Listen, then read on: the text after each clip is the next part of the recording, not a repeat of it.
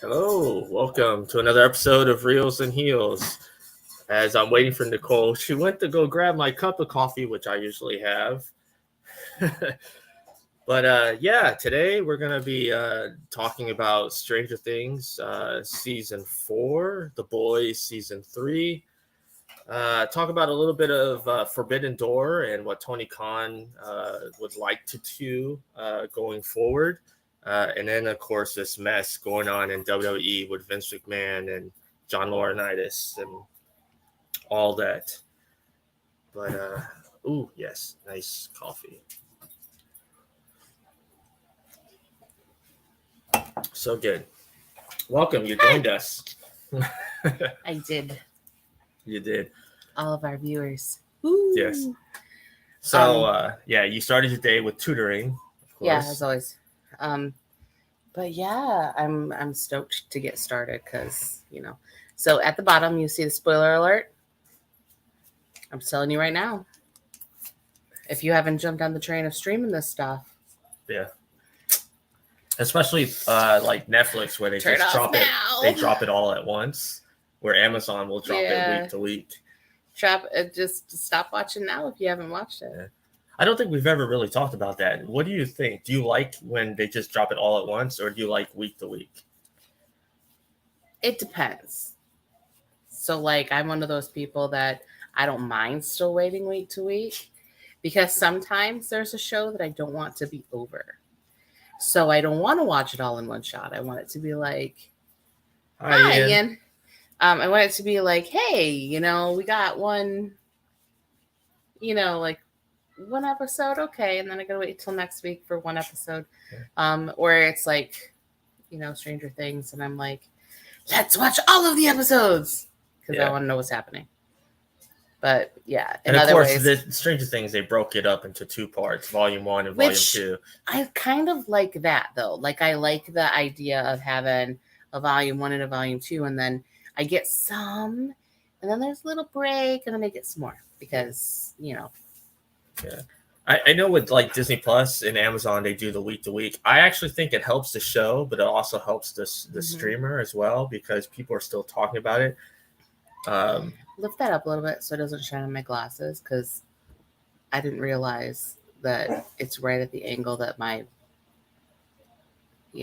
and because so then when I look at myself, I see I have a glass. It's tight. But as I was... You're doing the wrong thing. Oh, okay. I thought you meant turn it. Anyways, as I was going to say, I do think week to week is good for the show and the streaming service, because people are still talking about the product. When you drop it all at once, John Campia says this, and many other people say it's it's in the zeitgeist for, a week or so, and then the next thing is talked about. And I think there's merit to both ways. It depends, I guess, on what your viewing public enjoys. It didn't help much, but whatever. Yes, as you got new glasses, so you're still... Yeah. I'm still trying to figure it out. 3 times the prescription, y'all. Getting old is rough. So, rough. What do you want us to talk about first? Stranger Things? Well, let's talk about this. Well, let's talk about Stranger Things, yeah, because it's in the little...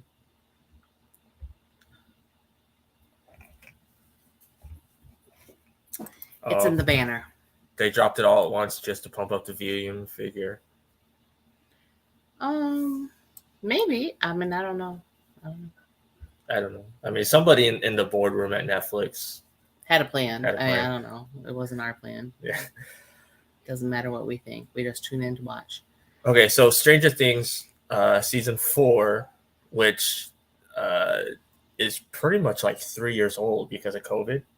Yeah. Yeah, so like since the filming and the release, the kids have grown up a lot. Yeah. They look totally different.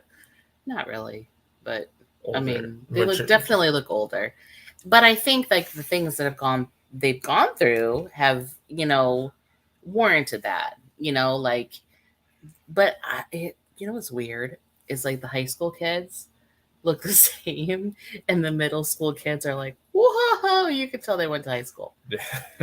So, I mean, I think that that's good. It's good for the show, I think. I'm super, hey, John, Doomsday Crypt is in the chat. Oh, yes. I'm just stoked that it's back, and I'm just stoked that we get kind of I don't want to say it's a finisher. It's not really, like, there's still a lot of gloom and doom, but they've hit a lot of things, head on and taken care of a lot of things. And there were some questions that were answered and just as many that were left open. I like the kind of the full circle moment where they went back to season 1, and it makes you want to actually go rewatch season 1 because it kind of fills in gaps. And then you're like, oh yeah, okay. But so we open the season with what? What do we open the season with? Well, with something that happened during season 1 that as a viewing audience we didn't see. Henry, the orderly at the medical facility thing 11 was at is actually 11 is putting the pieces of her memory together, right? Because she had gone out to California. Yeah. And so there are a lot of things that happen in 3 that we're not going to talk about. But so she's putting the pieces of her memory together, and we kind of get Henry. We have Henry with the name. We have, a lot of stuff going on. But we also meet everybody's favorite character in the whole wide world. Yes, Eddie. Let's just be honest. Is he not like everybody's favorite character? Like the most unsung heroes of unsung heroes, Eddie Munson. Yes. And how popular this character has gotten. There's petitions to get the actual actor to come to conventions. He is British, so he, of course, lives in the UK. And his Funko Pop, that's a Target exclusive that actually came out before the show. So nobody knew who the character was. It was, going for $230, on eBay after people found out who he was. Yeah, and it dropped people are dropping bucks on it now. Yeah. Even Metallica, there was I saw on their TikTok, they were wearing the Hellfire Club shirts. Yeah. But it starts out with Elle she's bullied at school. She's having a hard time. So the beauty of it is that, but is there a way to watch King Kong stuff? No, not King Kong. King Kong versus Godzilla. What you mean? King Kong versus Godzilla? Yeah. To watch it? Yeah. Yeah. Yeah, we own it. Go on Vudu. If all else fails, everything's on Vudu. Why are we even telling the children this? Yes. So the first episode is the Hellfire Club. You get introduced to the D&D, their D&D group, as it looks now, with your, what do they call the guy? I'm trying to remember what the master, the dungeon master. The dungeon right? master, yes. So Eddie's the dungeon master. We've got people filling in, and unlikely hero of Lucas's sister jumping in to to join them, and and I mean, Ella's bullied, and all these things D&D are is happening. such an 80s thing. And it is, but I think it's really hit a revival. A lot of people were still playing it. I don't know. Yeah. I never got into it. Hey, Grant. It was never my thing. I get bored easy, I guess. I don't know, and I'm just that person. So, Joyce gets the package of the Matryoshka doll, and she realizes that Hopper's still alive, and so her and Murray go on this crazy thing. Murray. I mean, just it's insane, but it's amazing, and I just can't say enough of that. But when we talk about these kids that have basically grown up in front of us, overall, we don't have like it, Mom. you see, yes, we do. No. Yes, we do. Come here. I'm half bright and find it for you. So, this is our life. Yes. So I really feel like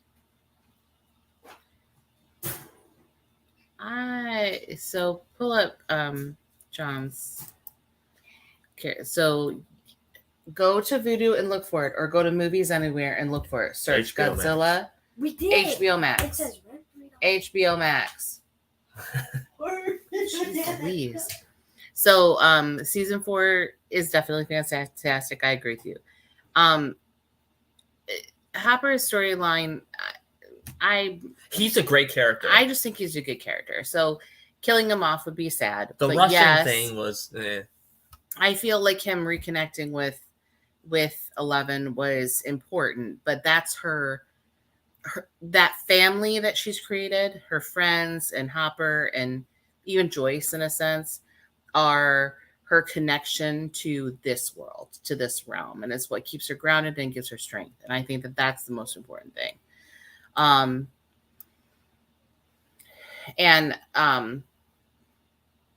mean, you might be right. It's how do you keep them in the, in the storyline? But I think there are too many shows where there aren't adults involved. And I think that is a lot of our societal problems, is that, like if there's no adults there, like every Disney Channel show, it's like the kids just do everything. And there are no adults, there's no parental supervision, and nothing is happening, even though the kids are still running around without parental supervision. It's just a thing, I guess. I don't know. But, I don't know. I'm okay. Like, I'm fine with it. Like, it doesn't bother me. I loved having Hopper and Ryder there. Yeah. But I love Winona, so it doesn't matter. Yeah, like, and everybody loves Murray. Like, when Murray was introduced last season. Murray's hilarious. So, but I want to say, like, the first episode, there was no reason for me to cry. Like, there really was. There was no reason for me to cry. But if you know me, then you know that I cry for everything. And so watching Elle be bullied in the schoolyard and watching Will have no way to help her. That entire, like, little storyline that gets put out there of just their facial expressions and that, like, teen angst and all of that. And she talked about it on Hot Ones, on how that scene was important. And I just felt like it really showed the realness of being in high school and being different, because Will and 11 are different. They're different than every other kid. And granted, they're like everybody else. Like, we all feel that way. We all feel different in middle school. We all feel different in junior high or in high school. Especially 9th grade. It's a pivotal year. So I feel like it just kind of highlighted that and put it out there. But these two actors, like, I feel like they can emote such drama and such feeling with their faces. At least Millie Bobby Brown can. Noah Schnapp is really good at doing the same thing. So I feel like I really felt like I have a feeling that he's going to take the Robert Pattinson walk. He's going to do a lot of, like, the smaller indie budget films.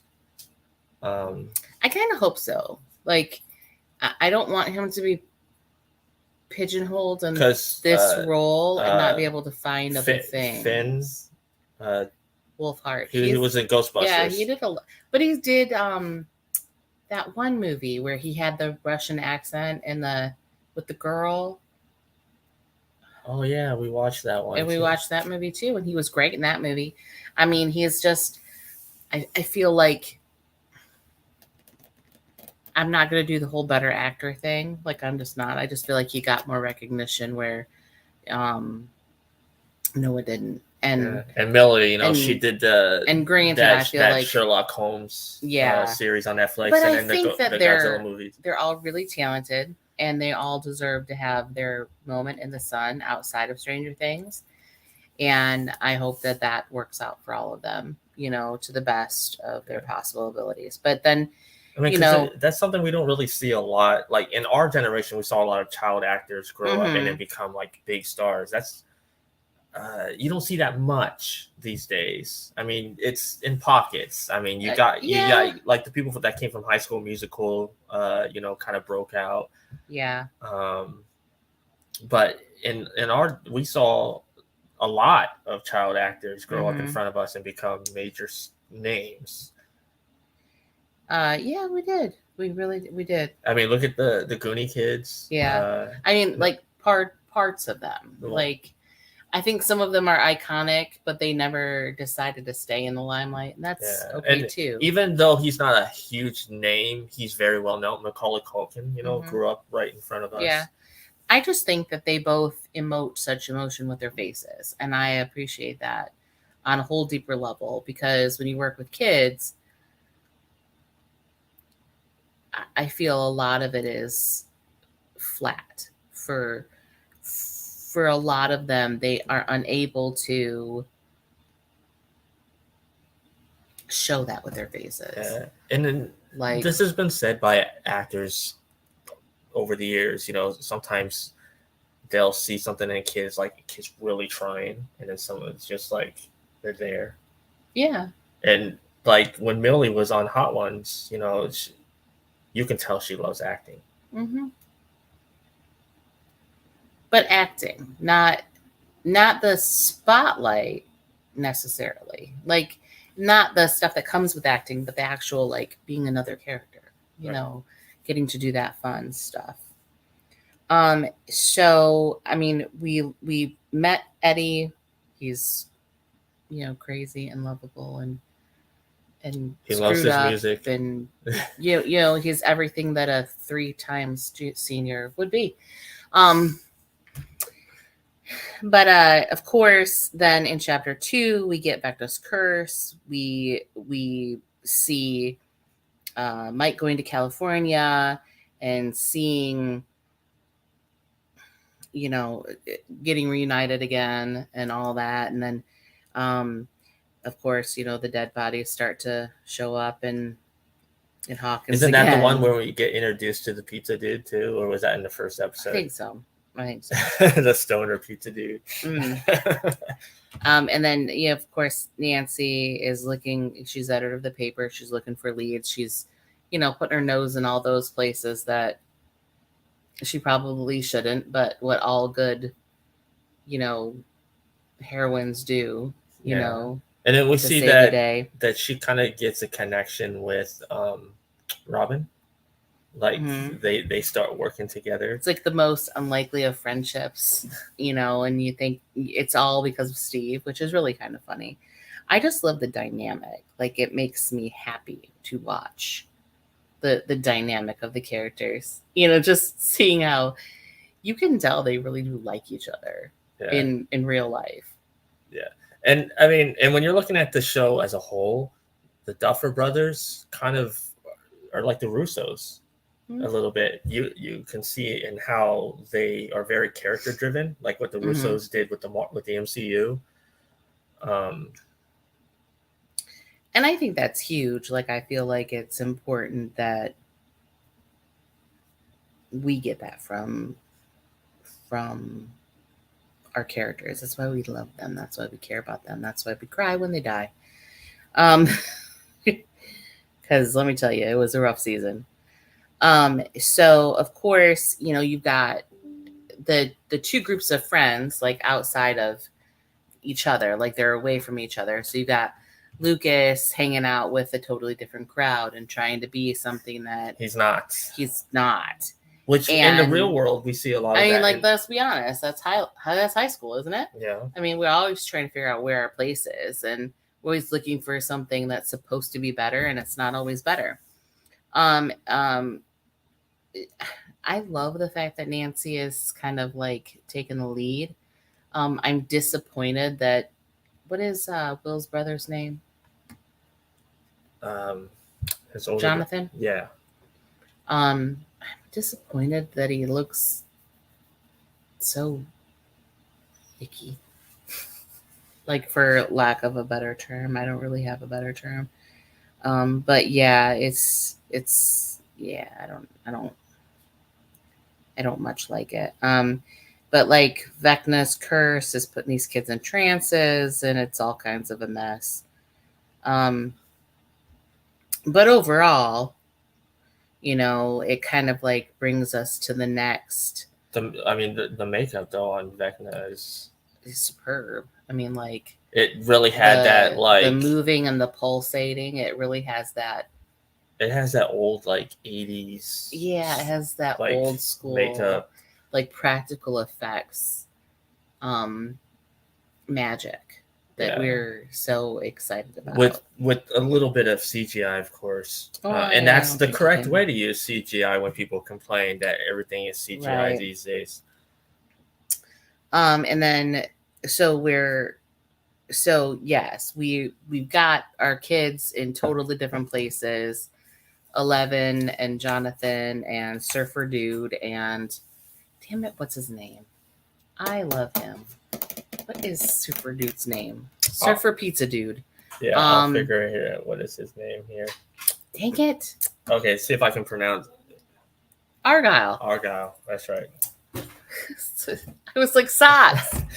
And by this time, we have probably like 3 different stories kind of. Yeah, there's some stuff seriously going on. And of course, like, Robin and Nancy are digging up all the demons by season, or by chapter 3. So we've got Murray and Joyce on their hijinks in Alaska, dealing with all kinds of, you know, craziness. It's just bonkers. Yeah. But I really I don't want to go episode by episode.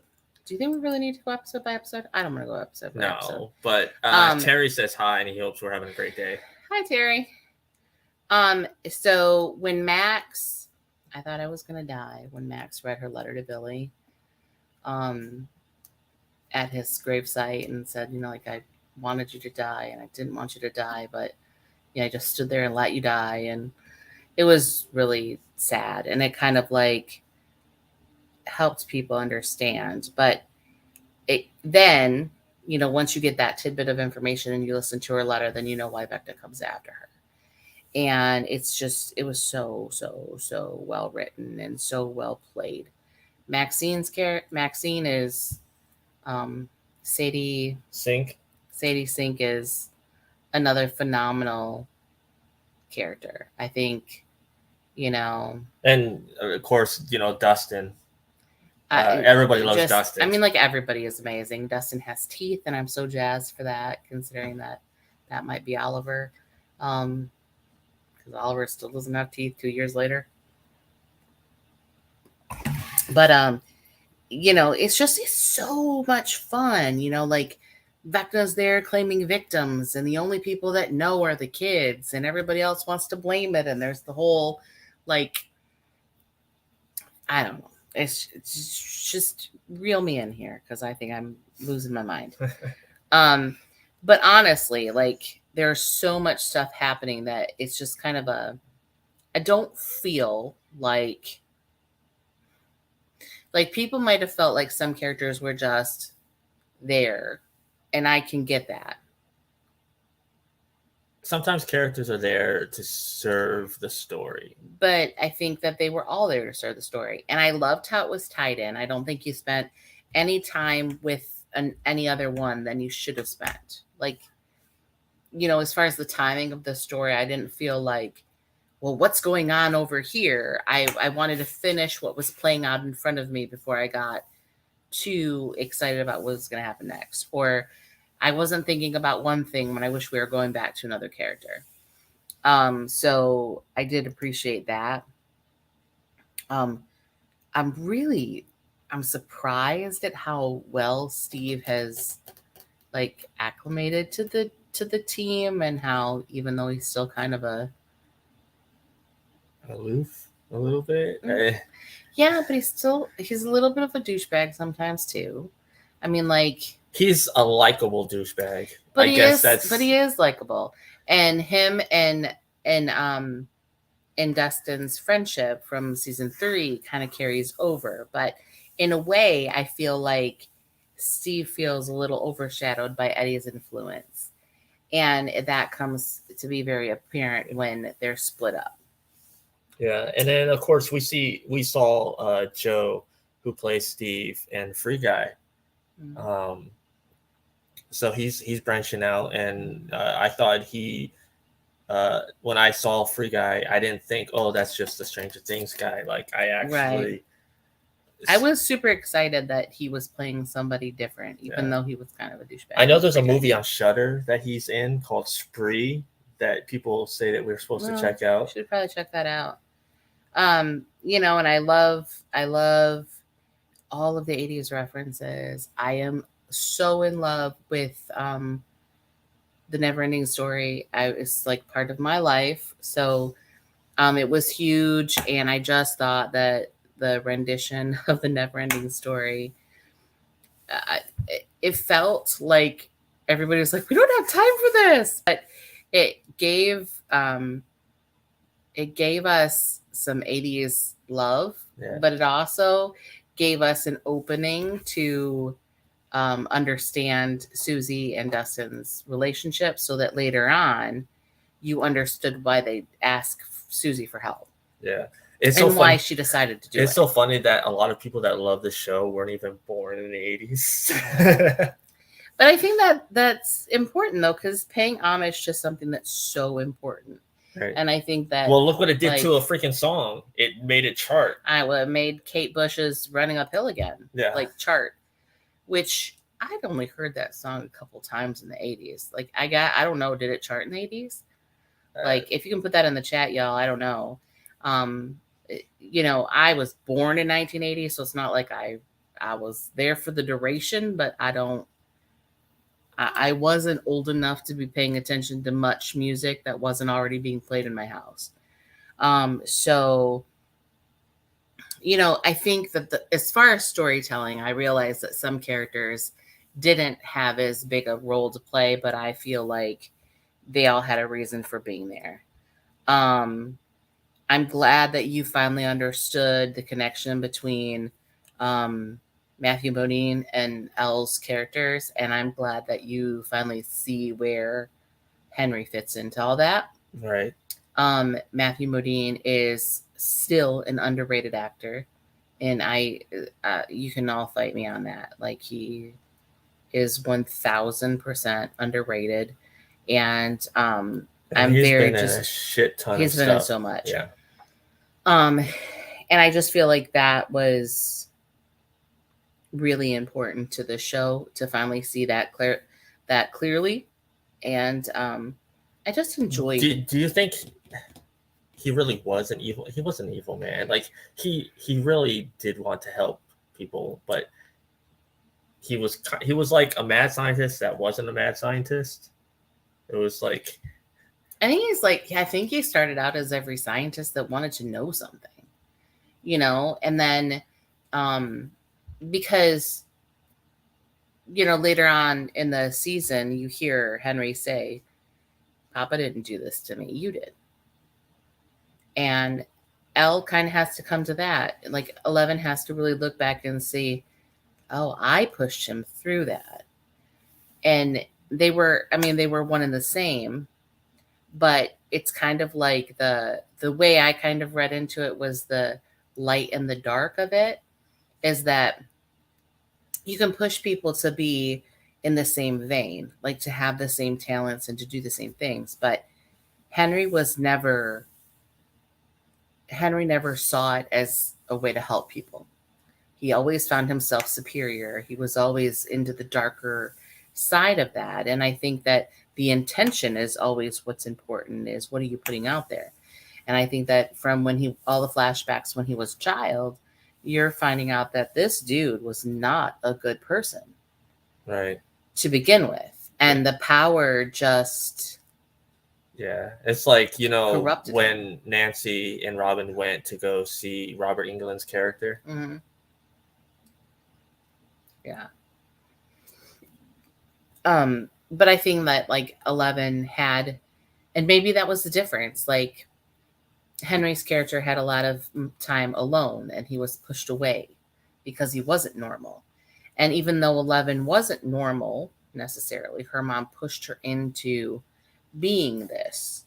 And she did have somebody that, took care of her like a father.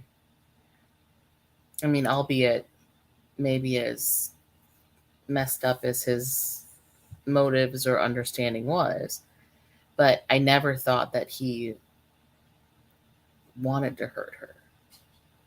I think he always wanted to push her to discover more. And maybe that's why when the portal opened, he just kept on pushing and wanting to know more. And then, we had the other doctor played by another 80s, icon, Paul Reiser. It's crazy. His character was more understanding. Mm-hmm. And it's like, she has a choice and she made a choice. Yeah. And then, so it kind of like brings us full circle to that very end, that the piggyback, and then ultimately, the end, like the piggyback was like that culmination of... We got an end to a couple of the stories with the main story having a cliffhanger. Yeah. And everybody they're all brought back together. And then they're all, still, now they're together. Still, I mean, they've pushed back the evil, but it's open and it's out there now. And so they have to do something. They realize that the fight is starting. Terry said something else. Yeah. I mean, even the worst family can still give you something good. Like, they all love her. And in the end, Papa loved her too. Yeah, and it wasn't like, even misguided, he still cared for her and wanted her to do well. But the people that she is always comes back to is her group of found family. Right. And I think that speaks volumes to a lot of what we all feel now, is family isn't always whose blood. Family is oftentimes the people that, take care of us and love us for who we are. And then in last season, the season 3, the letter Hopper wrote, "You bawled like a baby." Yeah, I bawled like a baby. That doesn't do much. That's not saying much though. So it was nice to see that be paid off in this season, and for them to be reunited, and her. I feel like it does as much for her as it does for him. Yeah.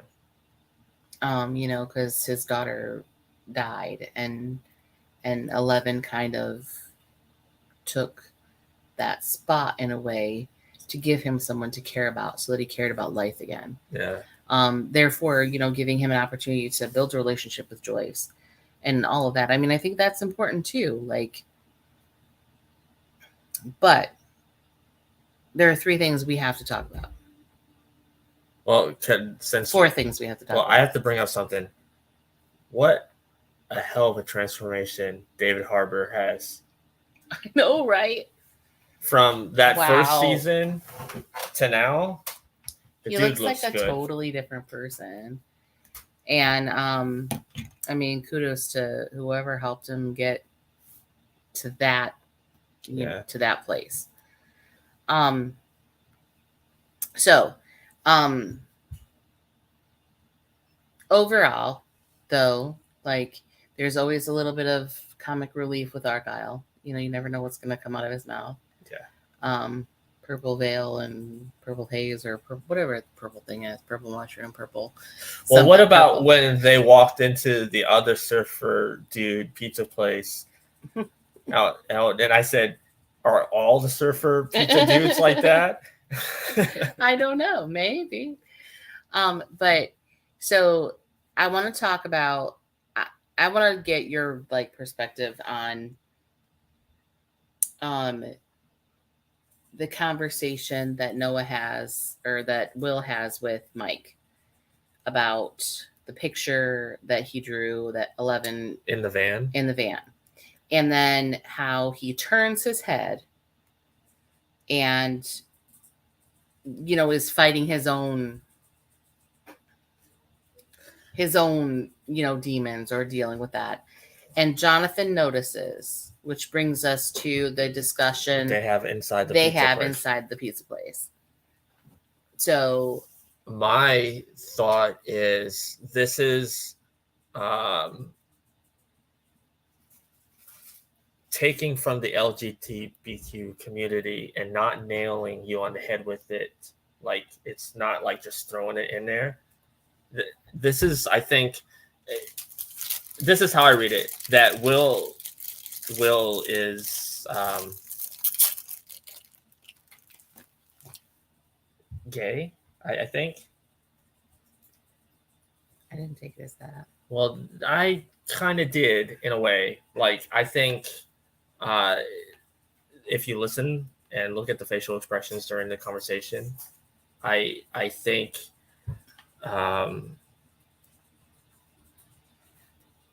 he loves Mike, but not like that. Like, it's a brotherly love, and he feels like that he's gonna lose him. Bless you, Oliver. Where'd you get it from? Is the dishwasher clean? It should be. Yes.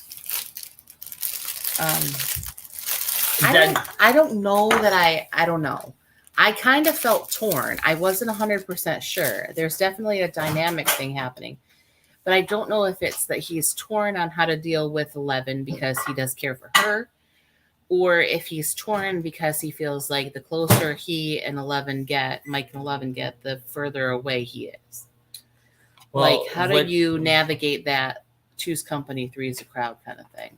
I mean, that's a little bit of it, but I really like the conversation in the pizza joint. Kind of was the nail in the coffin for me on that theory, because you're going through something, and you could always talk to me. But he mentioned how you've not been there for me because you're high all the time, and so he's understanding that his brother has his own set of problems that are happening right now. Trying to figure out, what he's going to do with college and Nancy and all these things. Like, he's got his own crap. So Will knows that. But at the same time, I didn't necessarily take it that way. I don't know where I'm at on that. And I guess maybe I don't know where I'm at on that because I don't like it when people jump on the bandwagon to say you're being queer baited. I don't like that. Because people can't just love someone because they love that person. It always has to have this weird thing. Maybe there isn't anything weird, and Will is just trying to figure out how he goes back to being a normal kid after everything that happened to him. Because it is clear by the end of the season is that Will is not back to normal. Well, I'm just kind of piecing it together. This takes place in the 80s, and they're trying to throw as many 80s references, throwbacks, stuff that happened in the 80s. That's why the whole Russia thing was in there. We were in a Cold War with Russia. Yeah. And so they just threw the sci-fi horror elements of Russia is going to use these monsters, So what was the big thing in the gay queer world in the 80s was the whole like AIDS academic, so I mean, this is why I kind of lean that they're going with this going forward, that Will is gonna be gay, which I'm okay with. I have no problems with it. I just think if they're doing it this way, this is the right way to do it, not Where to it just doesn't, like, hey guys, I'm gay, like just to But I think it's telling the story. There's no good ketchup. Yes, there is. kids. It talks about the real life like issues, like you're hiding in plain sight, you're trying to live a life that's not yours. You want me to read I mean, this one? You can. There should still be ketchup in there, but okay. My ketchup fiend of a child. Yes. He loves to have corn dogs with his ketchup. As opposed to ketchup with his corn dogs. Yes. But you were saying, I don't know that I don't know, maybe because I'm equating it to the world that we live in where things aren't always that black and white. But I never want to pigeonhole somebody to say, oh, well, they're this or they're that.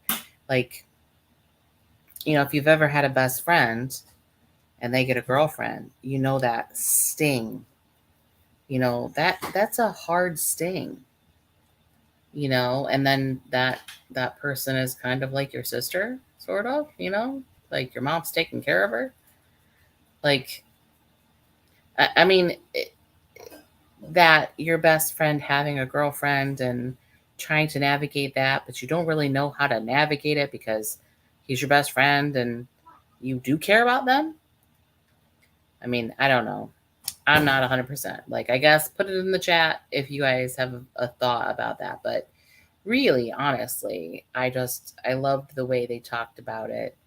I also loved the fact that Mike and Will had a conversation finally after that and kind of talked about how, I don't want things to change. We're trying to figure out how to be there for each other, kind of thing. Like, they're salvaging their friendship, and I think that's important. He drew Mike as the hero, slaying the dragon.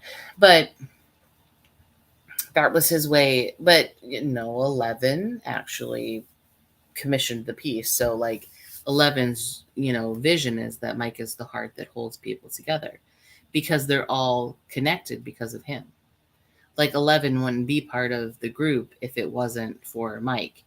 And really none of them would be. Like Mike is Nancy's brother, and they wouldn't all be connected if they weren't somehow related to each other in some way, shape, or form. And so I think that that's the beauty of the show, and that's why it works so well. I love that it tells a story, and it makes you endeared to these characters. Like you love them, and you really do care about them because. And even you learn a lot about Eddie without really digging too much into Eddie's like backstory much. But you don't have to, because he says things like, I'll just be a loser like my dad. I'm not a hero. I don't have to be a hero. Like he says things, or I'm a 3-time senior, or, this was supposed to be my year. And he says, I didn't run away. Like, there were little things that really made you say, he got developed without really getting developed. Like his dialogue and the way he shared things and the way he talked to the other characters, it really gave you so much information. And then especially in that last episode when Dustin was talking to his uncle. Destroyed me.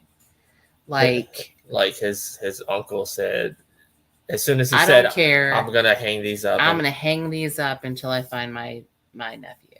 And I don't care what anybody says. I'll keep on hanging them up until, And that says something about his uncle, but it also says something about, Dustin saying, I was there. And, kind of saying he died a hero. He was important to me. Like that moment where you're like, you feel like the whole world is against him because he's a murderer and he's terrible and he's this and that. But Dustin knows the truth. And while he's dealing with his own grief, he needed to hear somebody say that. And I just felt like that was a well-told little arc too. And it gave you like closure for Dustin and Eddie, but it also gave this like spotlight to Dustin that he didn't have all season really. Like, I mean, I love Dustin's character, but he got to be funny, and this season he was kind really of put in the background a little bit. Yeah, but he was that support that we needed. He was the support for the wingman, and he was the support, like he was just that person that was like holding everybody together for the things that he needed to hold them together for. And I feel like Lucas was too. Like Lucas's storyline about being with the wrong group was important to the show, yes, but he didn't have as much screen time.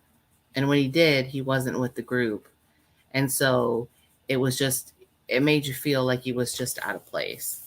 And I think that kind of lends credence to being in high school, but it also lends credence to those coming of age horrible things, But yeah, I can't say enough. Like I am in love with this show, and I'm glad we get another season. I'm looking curious. forward to see what everybody's gonna do. The next season is it? It's like the last season. Are we gonna end with them as adults, or are we gonna like end with like one of them telling their child or their grandchild or something like this as like a story? I hope not. What? Although, wouldn't that be very similar to what a lot of the iconography of the 80s was? Like, The Princess Bride was a story told to the child. Never-Ending Story was a story told to the child. Yeah. Like, all of these things were, like, stories told. I mean, like, could that be a possibility? I guess it could be. I kind of hope not, but I think it would lend. I think it would be kind of like a happy ending, gratification. But I want the characters to live. Like I want them to be legends in their own right. Like I don't want it to just be this like thing, a story somebody told their kid. I want it to be like, I don't know, unless there's an ending to that story. Like I don't know. I'm torn. But then again, I don't care what the spoilers say. I've never been bothered by spoilers. I've always just loved and enjoyed things as they came to me. I do think, though, a lot of people will be pissed off if by the end of season 5 we find out that none of this actually happened. I hate it when they do that, though. I kind of agree with Terry there. It says Dustin seems to be the one that drives everyone forward. In those moments of doubt, he brings a little support that gets everybody back on track. Like he's their wingman. He's their rooter. He is the guy that they go to for that comic relief moment of singing the song to Susie, like, or what do we do, Eddie? And Eddie goes and gets to be the hero, like, it's like he always knows what you need. Like, because I think he knew that Eddie needed to feel like he was the hero. And it gave him an opportunity to plug that bat hole in the ceiling. Yes. And say, get out of here. And he goes back and he's like, you were supposed to come with me, dude. Like, I value your friendship. You're not supposed to just leave me there. But, Eddie was destined to play the hero at that moment in time. With an iconic song. So I don't know if you Nonetheless. saw this, but that scene when Eddie and Dustin are in the grassy field, and Eddie's got him like this and talking to him. So I guess Joseph Quinn improvised that scene, and the camera was rolling, and so the look that you see on what is it? What is Dustin's? Gaten Matarazzo. Yeah, the look is like a legit look of like, because he was expecting an actual line from the script of like surprise. Yeah. I'll have to really look for that. I don't think I caught it. But then again, like. So the like "I love you, man" was all improvised. I'm super like detail oriented in my whole life, but like sometimes there's words, like lines of things that I don't catch, like in a TV show. I just saw the article had come up on my feed, and so I was like, "That's kind of cool." But so nonetheless, when everything is said and done, though, when we're looking at Stranger Things, once it's said everything is done, season 5, all of that, is it going to be one of these shows that people are going to be talking about, like how we talk about our shows that we grew up with years down the road? I kind of think so, though, because I feel like our generation is very connected to the things that we loved when we were children. Yeah, and of course, the generation before us, we're still talking about their stuff. Well, yeah, but I feel like we are more so connected. Like it gives us some like gratification to share it with our kids, and even more gratification, I think, when our kids enjoy it. Like I love it when the kids come out and say, Mom, what happened in the last episode? Because I didn't get to see it. And I said, do you want to watch it again? Because I'll watch it with you. Like, there's not much that I can get excited about that they love that I also love because it's something that's happening here. But I love it when something is on the TV that I loved when I was a kid and they love it too. And so we're bonding over that shared enjoyment and that fun of being a kid again. It's like a way for us to look like normal human beings in their eyes. But I don't know. I feel less connected to the stuff my mom was connected to than I feel like the kids are connected to my stuff. If that makes sense.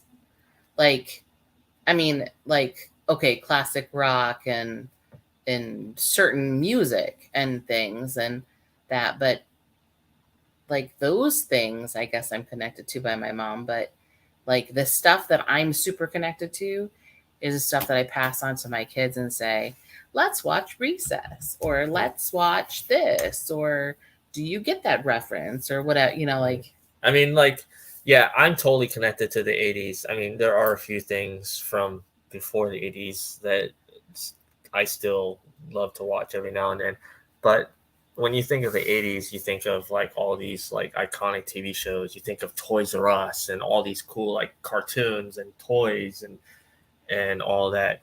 But that's what I'm just saying, is that we're so connected to those memories. And I think maybe that's why a lot of us in our age group resonate with this show, because of it taking place in the 80s, and even a few of the other shows that took place in the 80s that have come out recently. Yeah.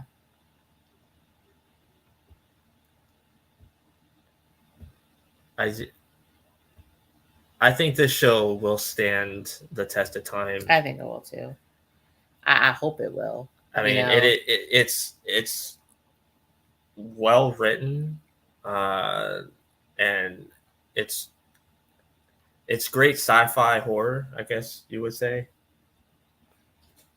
But it tells a bigger story too, which is something that a lot of 80s horror didn't do.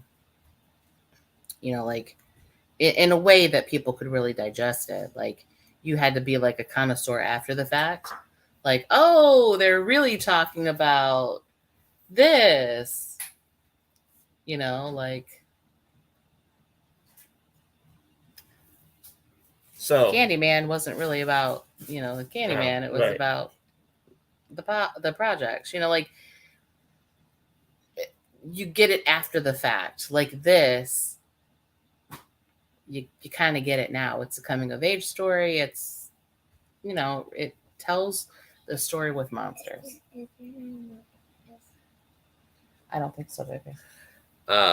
So We'll have to put the other popsicles in there too, because they're not in there either. looking back at this season, what is your final grade? How would you rate this?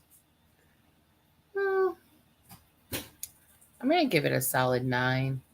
I don't feel like there were a lot of plot holes. I do feel like there were some characters that were there just for, service. But I feel like they were service to the story, not necessarily. You know what I didn't like? I didn't like service to. I didn't like the jocks. Just because. But if you were a kid in the 80s, you know that the jocks always had something to do with the shit that was going down. I love what Terry just said. And that's true. Like the 80s were a weird place for us. Like, I think honestly, like the 80s being as weird as they were, I'm just curious. That decade, I think it kind of sums us up because we're a weird group of cats and kittens. So let me ask you, Terry. I know you're watching. So we know how the 80s was here in the U.S. How was the 80s in Ireland? Is it very comparable? If you want to drop a comment about that, I would love to hear your opinion on that. Right, because there were a lot of things going on across the pond that we couldn't even begin to really understand because we weren't there. Yeah, because he lives in Northern Ireland, which is part of the UK, so they're dealing with that issue, but also the inner issue of Ireland battling themselves, which is just on a whole nother level of like craziness. Yeah, like I don't even. But yeah, I would love to know that too, because that's a good question. Yeah. So on to, do you want to go between? Well, I want to talk about AEW for a little bit here. So we didn't have a chance to see it, but we know what happened. Forbidden Door, which here in the US I think was a big deal when you have two big promotions putting on one show. It was also their second $1 million gate. They sold out the United Center there in Chicago. Yeah. Double or Nothing in Vegas sold 1 million tickets. Sold a lot of views on pay-per-view. Yeah. So there was a lot of buy-in. New Japan president loved it, and they want to continue doing it every year with AEW. They're even thinking about maybe holding one in Japan, which would be interesting to bring the AEW people from the States over to Japan. So he's answering our question. Answering the question from previous. We're in the middle of a war. Lived in the ghettos. Separate. Oh Lord. So right there. I mean, you have a whole nother level of the country being rivaling against itself, the Catholics and the Protestants, but they still had as much of a normal life as possible. And we watched a lot of weird TV, like bizarre storylines. Yeah. We really did have weird stuff. Yeah. I love the 80s though. I love the 80s too. Okay, this is driving me crazy. Sorry. Can't function. It's okay. So this past week,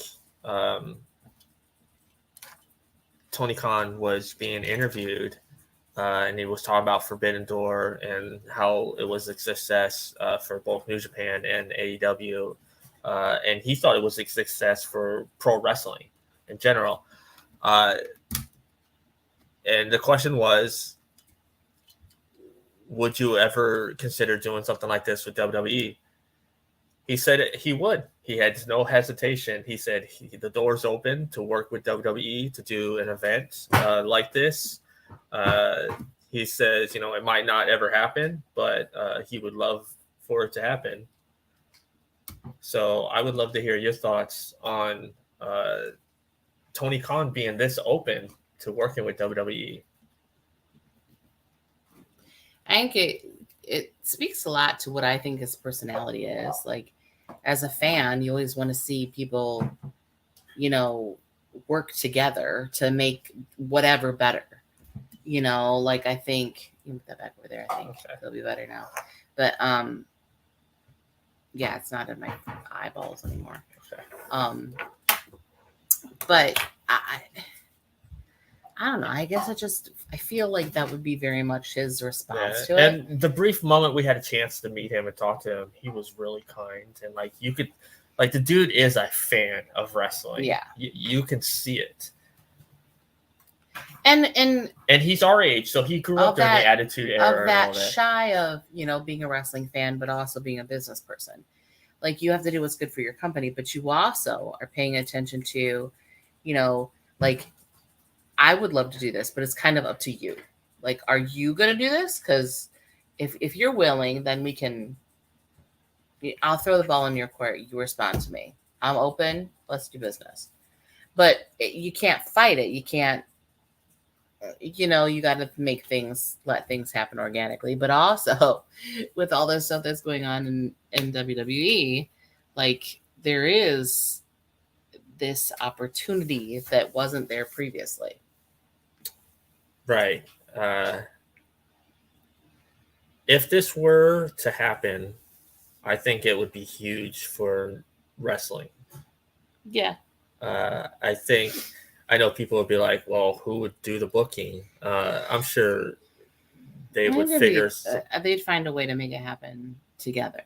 Like, I think that they could put things to, And I'll segue into the whole Vince McMahon thing. But when Triple H was running NXT Black and Gold, and before the whole Hart thing, he was seriously opening doors. He was open to working with other. Like he actually reached out to New Japan before Vince shot that down.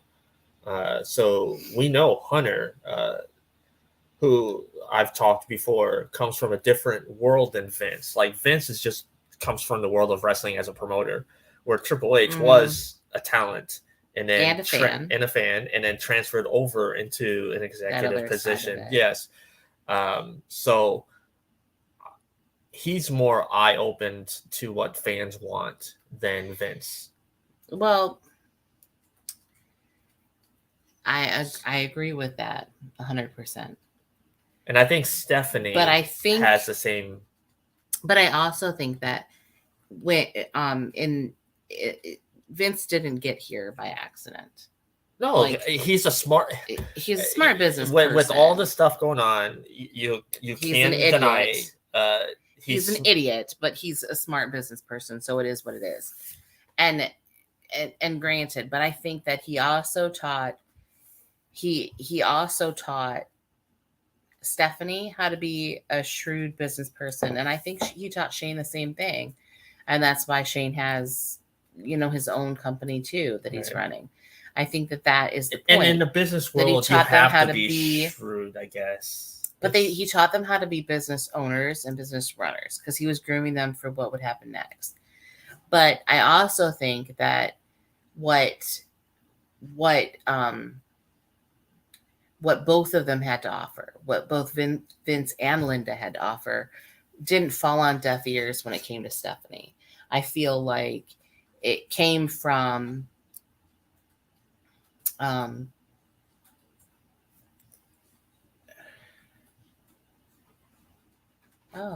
yeah, yeah, they did, didn't they?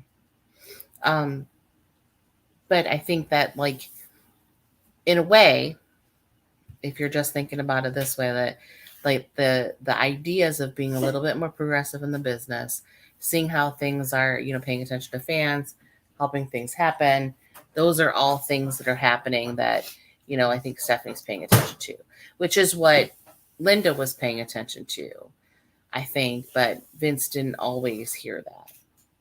Right. And so I think that maybe the best of both worlds went out with Stephanie. Like I hope anyways. Yeah. I hope that and I'm glad you brought Linda up because a lot of people didn't really know this, or unless you're a super hardcore wrestling fan, though Linda was actually the one that was in charge. Yeah.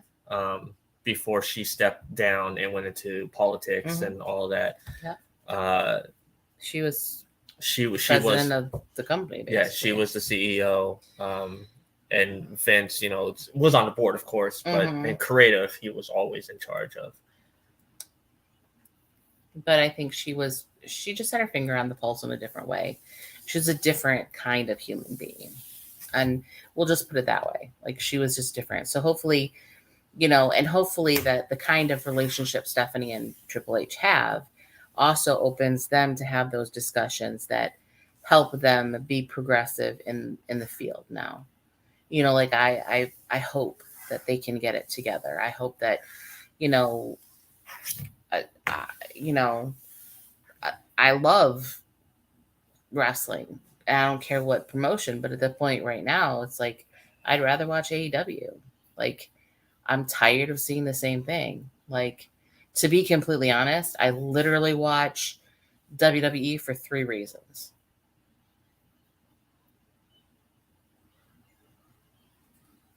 3. Cody, Edge, and then Bianca Belair. I could wash my hands of everything else. Like, they don't take care of talent. They don't put people out there that should get put out there. There's plenty of TV time, but the same people get the same thing, and then you get the same match 54 times. It's like, and I know I don't people want to see the same match, and 54 times. I know people complain about AEW too, which AEW, they have it's been said, a bloated roster, but they have less TV time than WWE. WWE has 2 hours on SmackDown every week and 3 hours on Raw every week, and we still get the same matches. Where AEW, of course, they have Dynamite, which is 2 hours every Wednesday, and then which means that sometimes good talent, which means good talent is visible all the time. Yeah. So when we talk about but whether AEW we're seeing rotates them, their roster more than WWE, and yeah, they do. But at the same time, then you have people that you don't see for weeks on end. If you're only watching on TV and you're not watching Dark on online or on YouTube, then if you're not watching that because you have a life, that sounded horrible. I'm sorry. Like, if you're watching it, like the kids watch it, like I don't have time to keep up with it. I just don't. Like, between my job and taking care of the kids and finding time to sleep, like, there's just no time for me to do that. And any of the storylines from Dark and Dark Elevation, they do get carried over to Dynamite. So you don't, yeah, but you don't see them every week. That's the thing.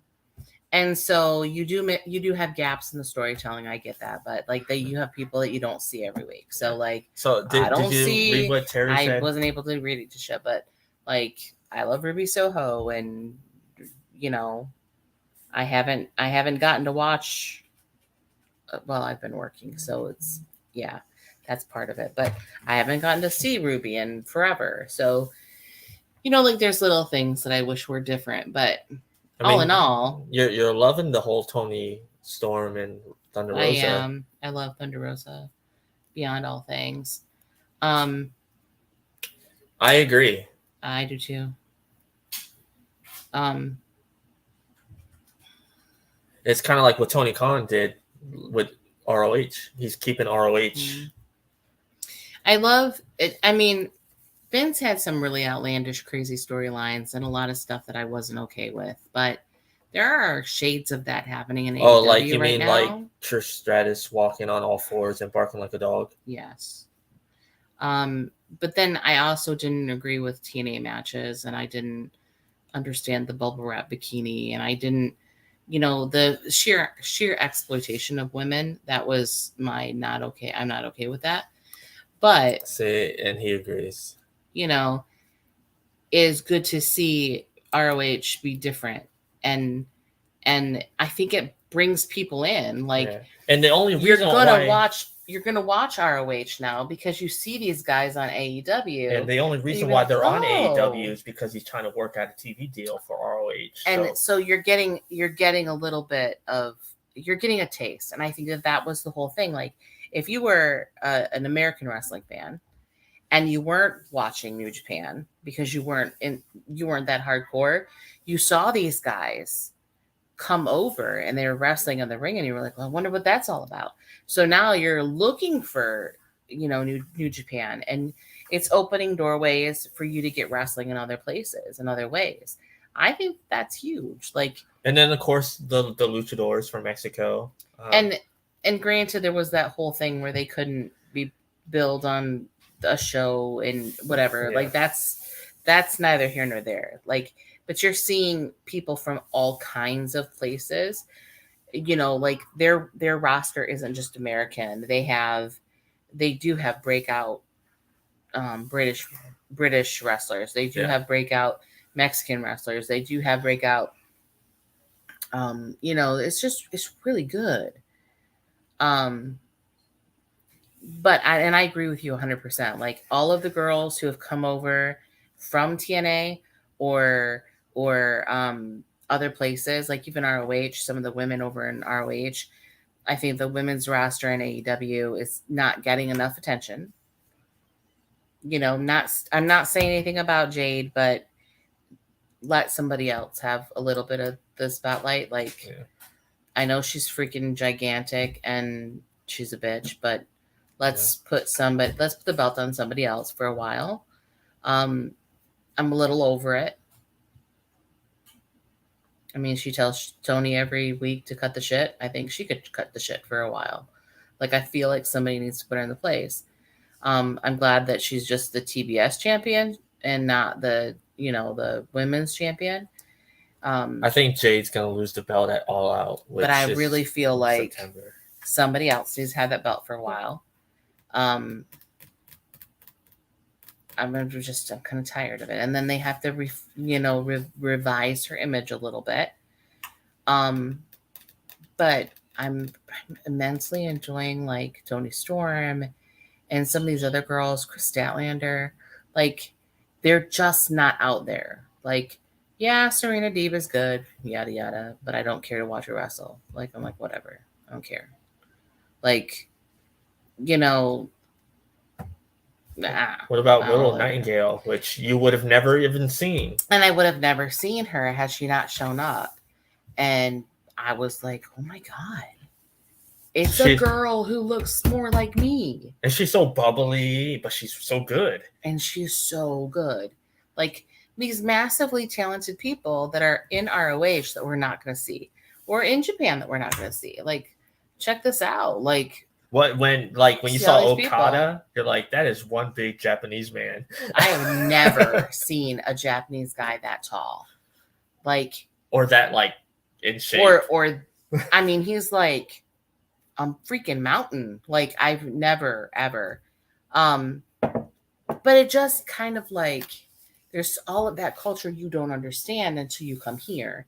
And so when they come here and wrestle, they're getting this different kind of a vision. Like, I feel like our American, their American counterparts that haven't been in New Japan, like, Kenny Omega and all these guys who spent time in New Japan.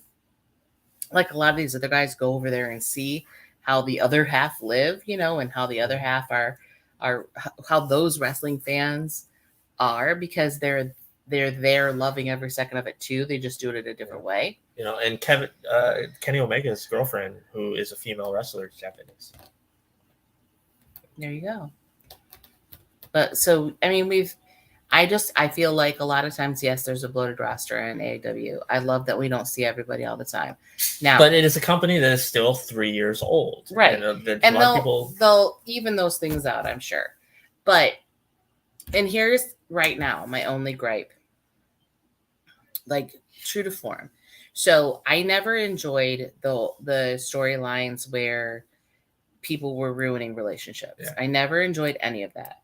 So he's bringing up Chikara, which you didn't know about until you saw the thing about Claudio and Kingston. I was like, oh, I never knew that.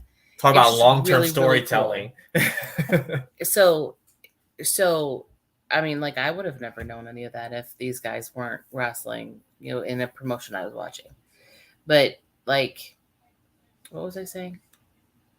Oh, so I didn't like, okay, in WWE during the Attitude Era, I was not a fan of any of the Edge and Christian stuff and the Hardy Boys stuff that had to do with Lita.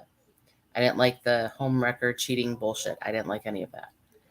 I also didn't like the whole drive-through wedding with Test and Triple H and all that nonsense. I didn't enjoy any of that. Like, I don't need you to appease to that reality What TV about all the puppies? shit. Like, no, and I didn't understand that either. Like, you're not putting women in the ring to wrestle. You're putting them in to be objects. And I was never okay with that. The king will always be like, it's puppies. And he drool all over the place. It was like, whatever. Go away.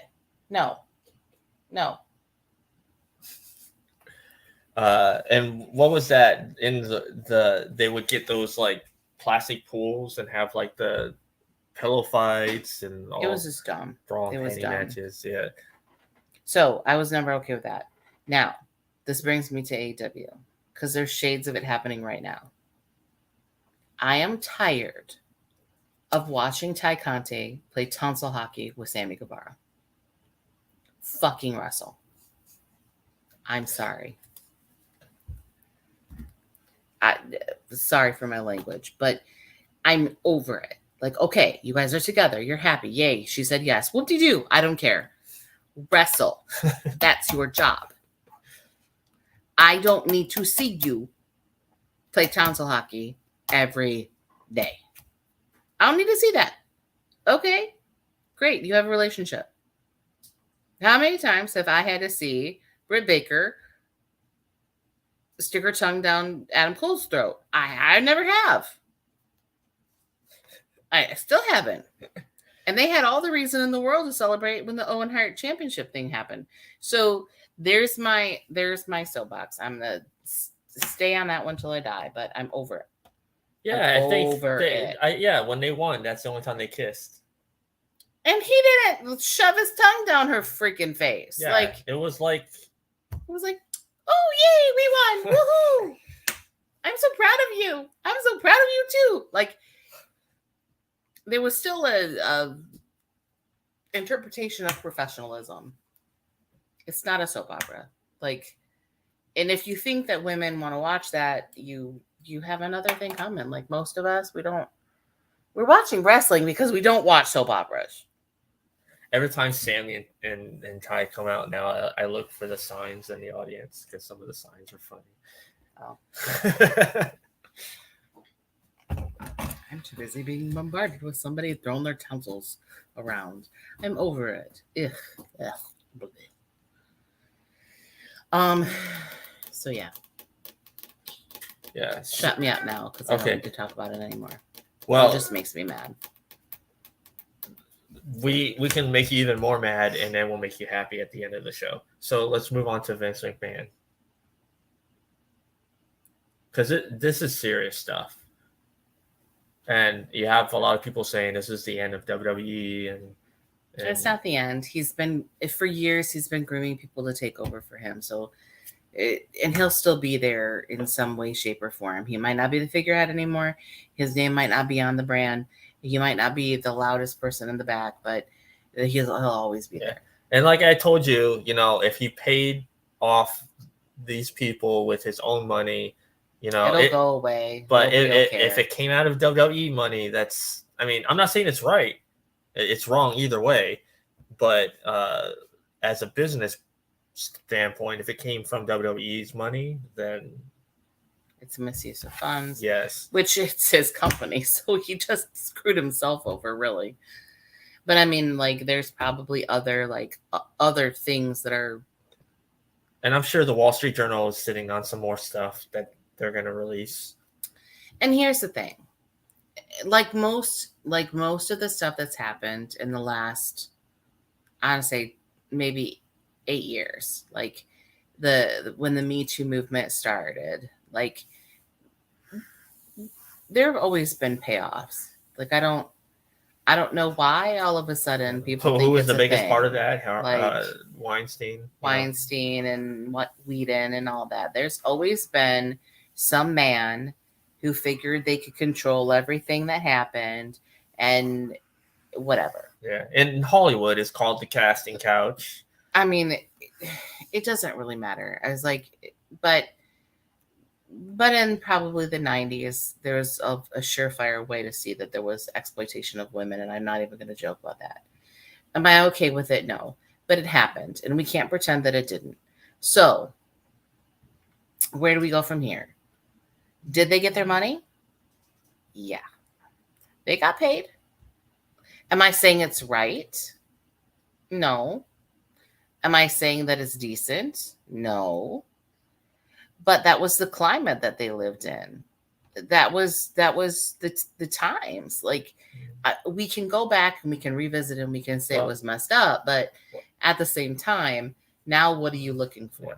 Well, let's go back to when the first article broke, which was she wasn't even a talent. She was a paralegal for the company who was paid $3 million. And, according to people, it was consensual. At least that's what Vince is saying. Apparently, Vince and Linda are together, but not together. That's what people are saying. Whatever. So she was paid, $3 million, and then what was it? Something about being passed around like a toy. That's where John Laurinaitis comes in. Okay. So now the news breaking now. This is what I'm saying. I'm not saying it's okay, but I'm saying it happened. So now, what is your end game? So now these women have gotten paid. They've been hushed for 20 years. 30, 10, whatever. It doesn't matter. They've been hushed for this amount of time. So now, what are you looking for? Are you looking for justice? Or are you looking for another payday? Are you looking for a book deal? Are you looking for notoriety? What are you looking for? Because if it's for the good of the group, I can get behind you. Well, if you're just looking to get paid again, well, one of the 4 girls that came out of this last article, she was paid the hush money and denied a renewal of her contract. And based on the time frame that this covers, you can kind of pick who these women are. I'm not going to bring up any names because I don't think that's right. Oh, if you're just looking at Twitter, you already know some of them.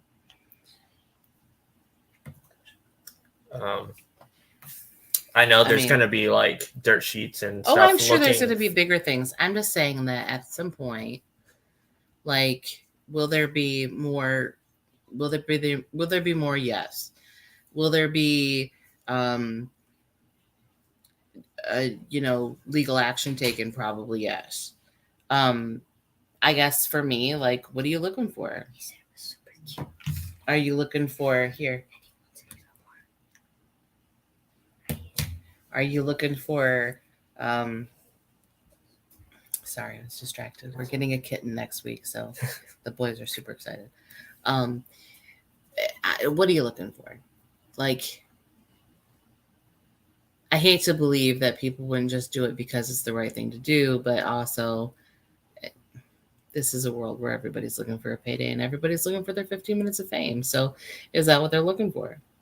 Right. Like, let's be honest. Yeah, I know that they keep releasing that there's more than one law firm looking into this. There's like at least 4 different law firms looking into this. Sure there is. And then, of course, the board themselves are digging through this because, when you talk about, their own funds being used, that's where it gets really, really messy. Mm-hmm. Not saying that using your own funds is not messy. It is. But in the end, is this how you saw Vince going out? Like, personally, I thought Vince was going to be... was going to go out? No. Like, I thought he was going to be there until, like, the day he passed. I know Do for I years feel people like have this been is the saying way? Vince needs to go. Like, I think just new creative. blood, creatively speaking, yes, I think that that's important. But did I think that that's how it would go? No. I mean, but am I surprised? No. Like after, I guess, really, the catalyst for all of that, like when we talk about behavior, it's the ABCs, the antecedent, the behavior, and the consequence.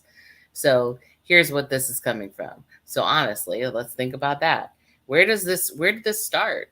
So there's a whole like dark side of the ring that talks about the airport, talks about bad behavior just in general.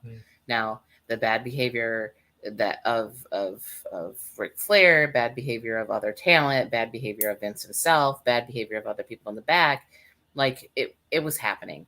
And I'm sorry, it was happening in every company in the 80s and the 90s anyways. So to pretend that it wasn't happening, let's just, figure it out, people, because it was happening. So that was the cat. I really feel like that was the antecedent. That was what kind of like brought it back to a boil. And these women decided, hey, you know what? We've been quiet for far too long. And this was their in. It kind of brought light to it. And as fast as it blew over for Ric Flair, now we're going to get some more. It's fine. Yeah. I mean, people bring up, Vince, he survived a lot of stuff. I mean, we all remember was it 1996, the steroid trial? He came out of that. I mean, let's just face it. It's a business thing. Like, it's always going to be that way. There's always going to be a man that thinks that they can control what's happening. It's fine. I mean, it's happening now with Roe v. Wade. I mean, it's happening with, it happened with Me Too. Like, until we stand up and say this is not okay, and we do it collectively for the betterment of the group, not just for a payout, because that's how I feel a lot of women are dealing with it. Yeah. Like, well, I mean, I guess if you're going to try to get a payout and you're going to be mistreated by somebody, rich, because then at least you'll be paid, but not mistreated by some, schmo that doesn't have their crap together. And so, I mean, this is saying that out of the, paid over $12 million in hush money to 4 women. I mean, this stretches back 16 years that involve payouts of $7.5 million, $3 million, $1 million, and around $1 million. So,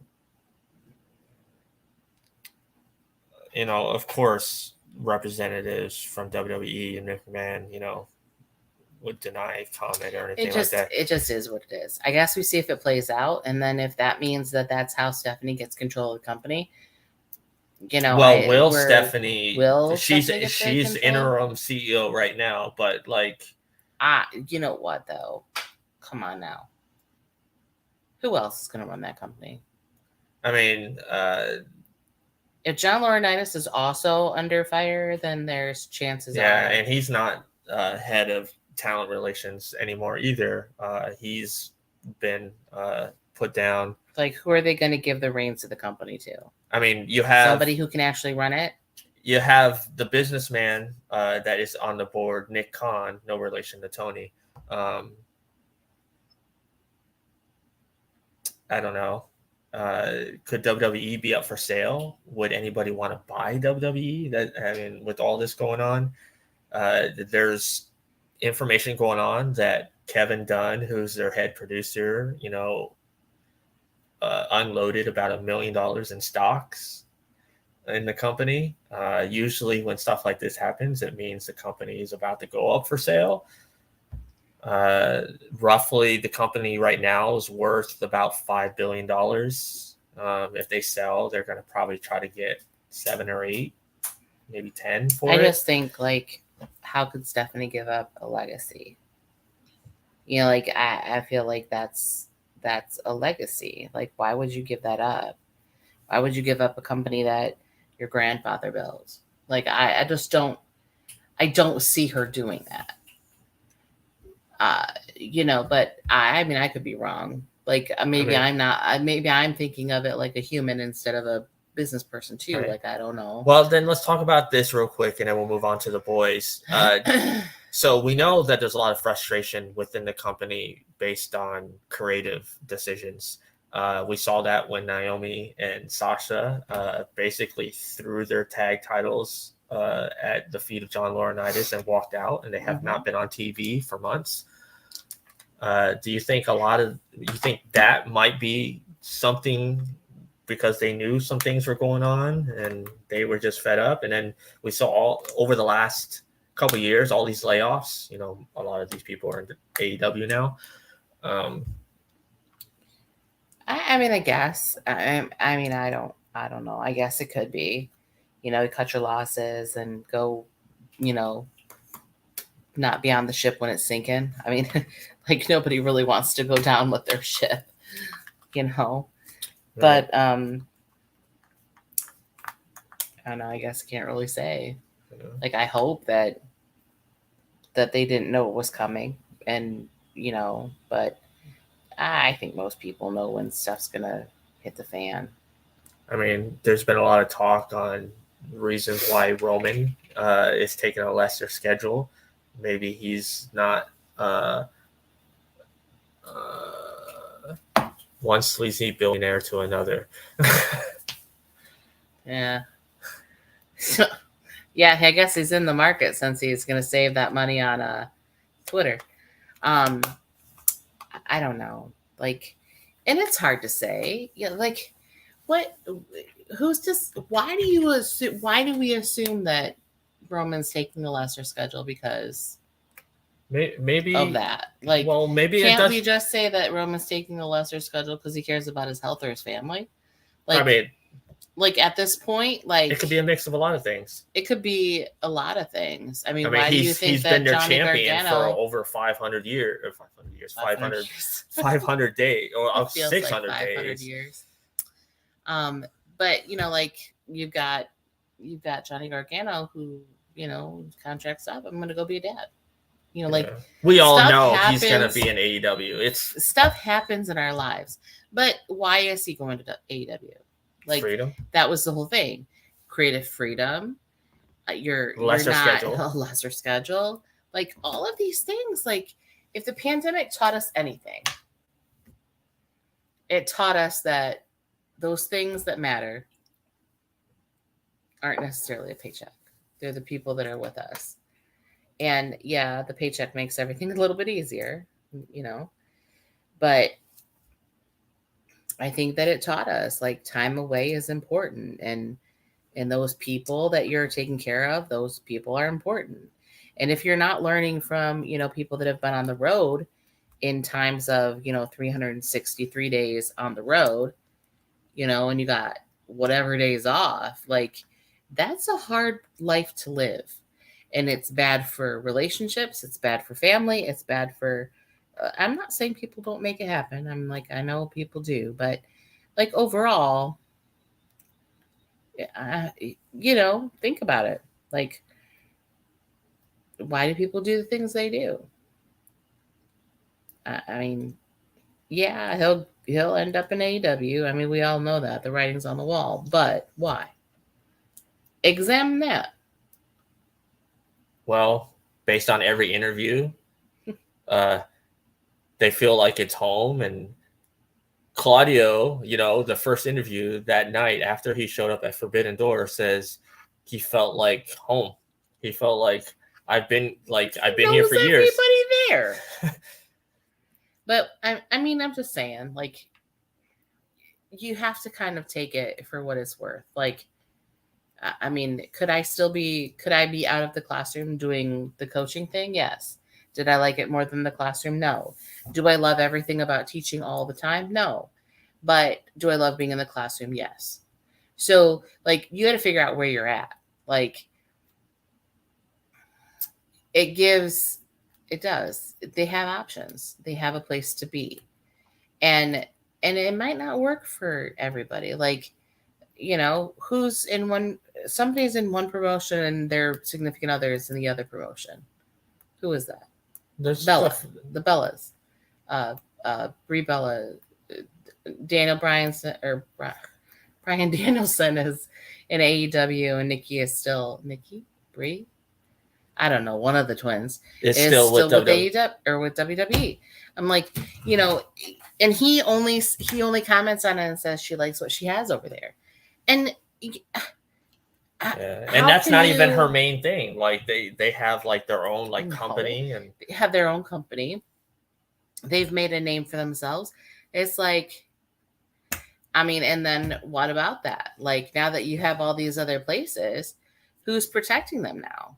right. Will they Tony Khan, unionize and have Tony Khan have says that protection? he's open to having a union for wrestlers, not just for his company, but he thinks. But overall, I mean, like the point is that somebody needs to be working for us so that people aren't being beaten up. Like, honestly, think about all the, you know, the Jake the Snake Roberts of the world. Jeff Hardy's. And then the Jeff Hardys of the world. Like, I'm not saying that what they did was right. What I'm saying is the life doesn't necessarily build into it what AJ Styles has with his wife. Yeah. Or what Booker T and Charmaine have. You know, like it's yeah, Booker T and Charmaine, they've been together since WCW. Together forever. So, and you know, like I'm just saying, like, it doesn't, being on the road that much and having that life, you know, you don't necessarily have, you know, good relationships with your children, as Brian Pillman Jr. has talked about. And, you know, like, you just, you find a way to relegate all of that to the now. It's like, all right, these guys are going to look for something better. And they're going to be okay with finding it somewhere else. And it's okay. Terry makes a good point. But, I mean, you know, you're right. I'm going to bring this up. Bring it up. Because, I mean, isn't that with everything? When you're in a broken system, it's difficult to come out the other side unbroken. So you've been beaten up and battered and abused. I mean, it's the American education system right now. Like, you know, thank you, Florida, for giving teachers a raise. Yeah. Fantastic. Yeah. So now you have 1 year or no years of education experience in the classroom, and you make close to $50,000. Congratulations. You have a living wage. Right. And then, but the rest of us who have put in our blood, sweat, and tears for 17 years and have thousands of kids that we've made, built relationships with, and are still in their lives. And we're not complaining, but you haven't done anything for us. Broken system. Right. So when you look at the world of professional wrestling, yeah, you know, for a long time they were deemed as independent contractors. And then you have all these people be like that don't get pro wrestling. That, like, you know, it's just a bunch of fake stuff. You know, why do they need all this extra stuff? And these are people that have never set foot in a ring and don't understand. But it's this misunderstood, like, it's a misunderstood profession too, just like teaching. Like, you assume that you could do it because you went to school once. Yeah. One of the wrestlers, oh my God, it's a big name too, and I can't remember who said this, but they said that professional wrestling is like theater art. Mm-hmm. Yeah. So they are professional stuntmen performing theater art. Yeah. And people only know what they know from the outside of it. And then when you talk about, not just in professional wrestling, when you talk about even like in Hollywood, stuntmen, they don't get a lot of benefits either. Well, from what I've heard. And they have a union too. Right. So at least there's someone that is now protecting them. You know, like, I think that, you know, we don't have a union here in a right to work state, but, you know, we don't really have a union either. But when you think about it, it's like, I don't want somebody to be able to keep the job just because they have time on the job. But I also don't want to be fired because of what somebody says. You know, like, because you know as well as I know that every single person on the planet Earth is going to talk louder to anybody who will listen if they got something bad to say. The people who are going to like praise you and love you and say this is the greatest thing ever, you know, they don't shout nearly as loud. People who are mad about every little thing, they shout loud. And then the people that are not mad about anything, they just want to be heard because they're content and they're like, hey, I want to share with you what's going on.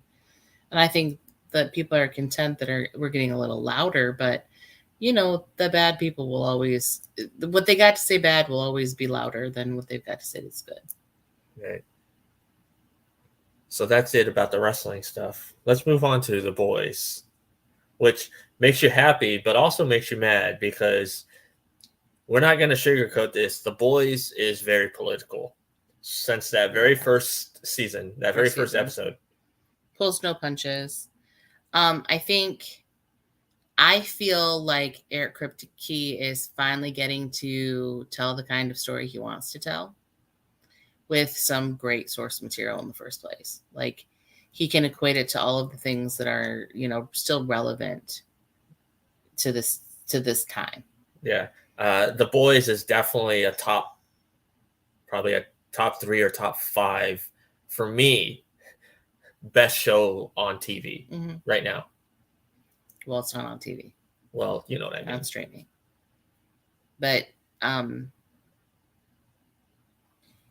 and this season pulled no punches. No, do not. I kind of have to laugh, like, because all of this stuff kind of came out. Like a lot of the stuff that's been happening in the last few years is on the show, even though it's not exactly the way it's happening in the news, which is really kind of cool. But it's a kind of a satire on our political world.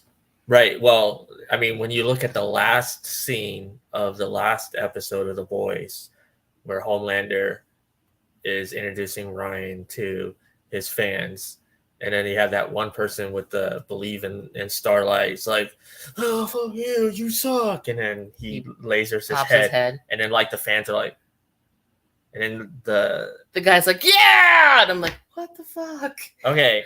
If that this is our life. Like that was like a total. I'm going to get in trouble. You need to censor me.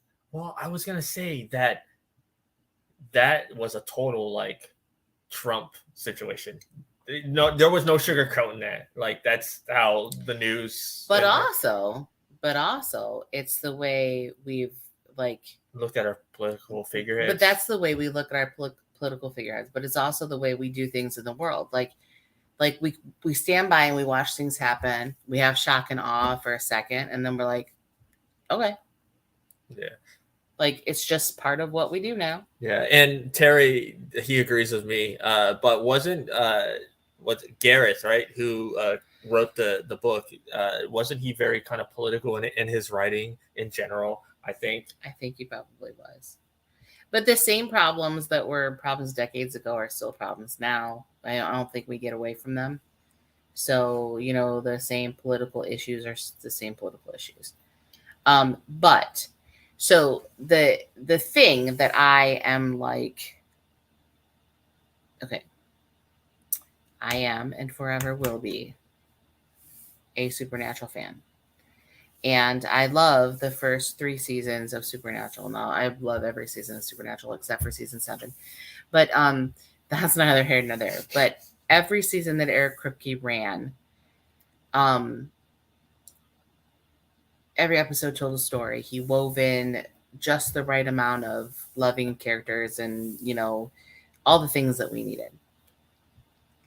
By bringing in characters that we've already seen, you know, that Eric Kripke brings in people he's already worked with. Right. I think you build in that kind of like solidarity, that kind of like family, that kind of like, you know, this is a good dude to work for. I'll work for him again. Yeah. You know, kind of understanding. So, and I love that Robert Singer is running for president. Come on, Bobby Singer. Well, Bobby Singer.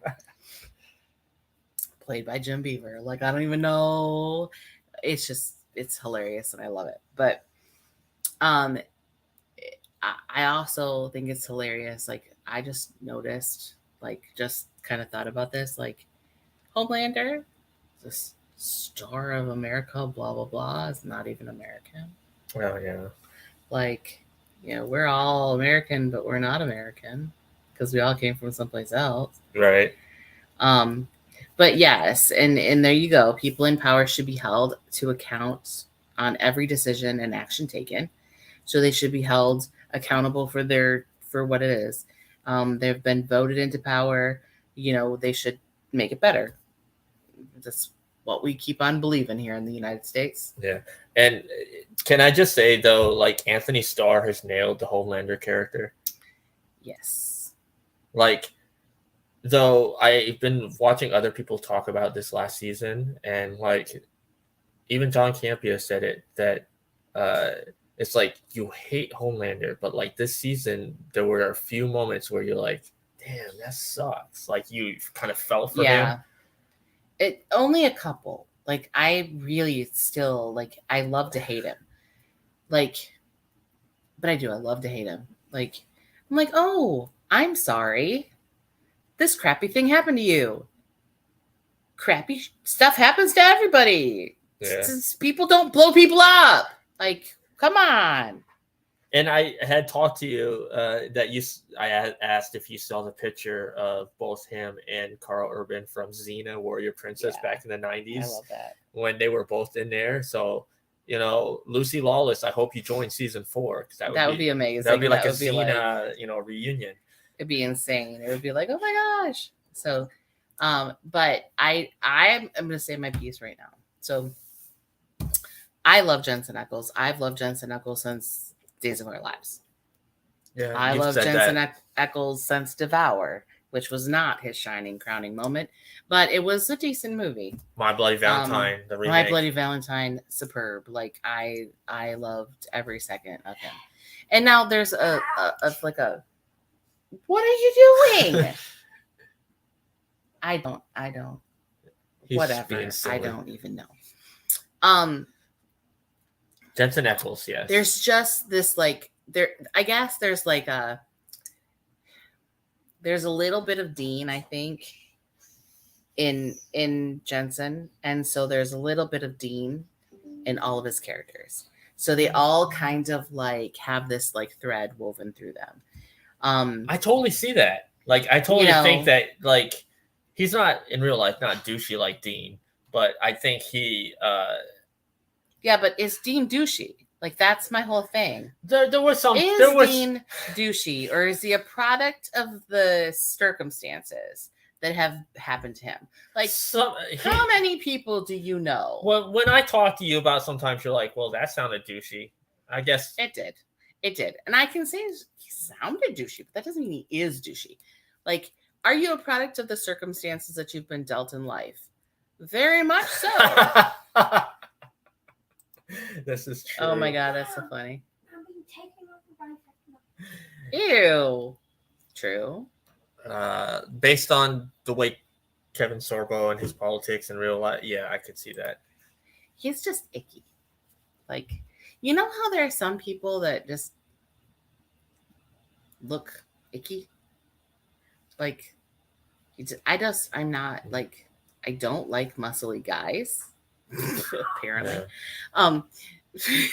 But anyways. I'm so sorry. No. Get off the couch. Hey, but I think when Jensen Ackles was talking about Soulja Boy before we saw Soulja Boy, he said the best way to describe him is a douchey Captain America. And now after watching it, oh my god. He hits the nail on the head. Yeah. But I don't think anybody, like, could he have played that role without being Dean first? No. Because if you know him back when he did Days of Our Lives, like, that's not. And what was the character? Brady, right? Brady, whatever his last name was. Brady. Yeah, he was like Brady number whatever.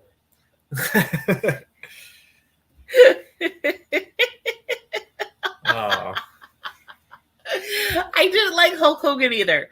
Okay, I don't like Arnold Schwarzenegger. I'm not big into Sylvester Stallone. I didn't really like Hulk Hogan. I don't like big, muscly, Unless they're veiny people. They're gross. Chris Helmsworth. But he's not big and muscly like that. Like he looks like a human. Like he still looks like a human, not some weird, like veiny. Bleh. I don't know. It is what it is. I'm weird. Okay. Vecna didn't bend your legs back, but that's okay. Hold on, the ceiling. Okay. The grandfather clock. My child's special. Anyways, Hey! go away.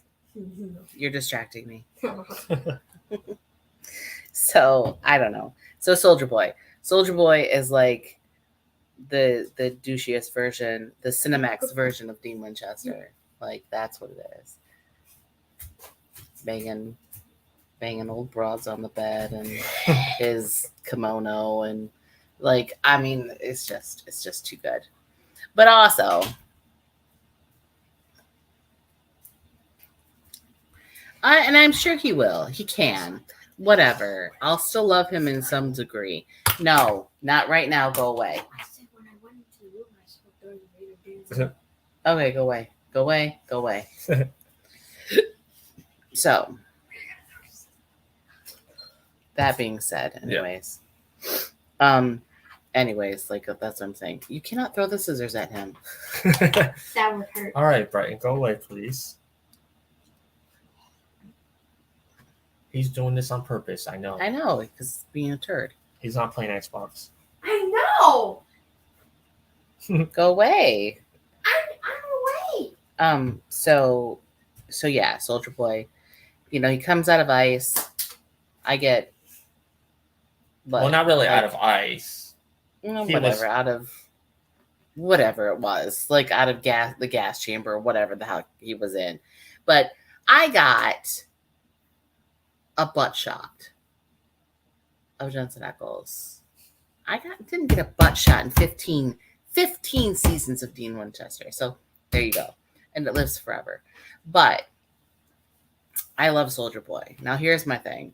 Is Soldier Boy going to side with Homelander ever? Are they going to pull him out of ice? I don't know. But like there were so many things in this season. It's like I almost feel like I got to watch it again just to try to get it all together. Like I'm like, wow, there was so much to digest. But I still remain to say that Butcher is an incredibly written character. I feel like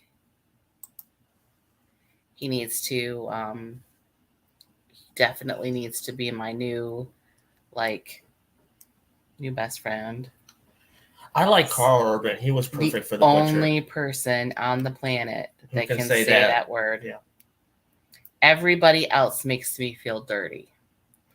Like every time I hear that word, it makes me feel icky inside. But Carl Urban says it and I don't feel icky inside. So I'm okay.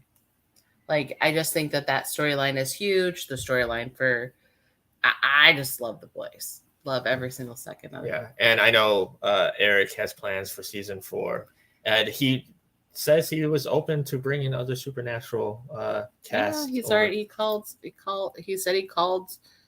Jared and, said, hey, come on over, when you're free. So I'm looking forward to it, actually. But like I said, I'm super excited. Do we have another person that's going to come on and talk the boys with us? Because I don't feel like I can do it justice because I'm literally like,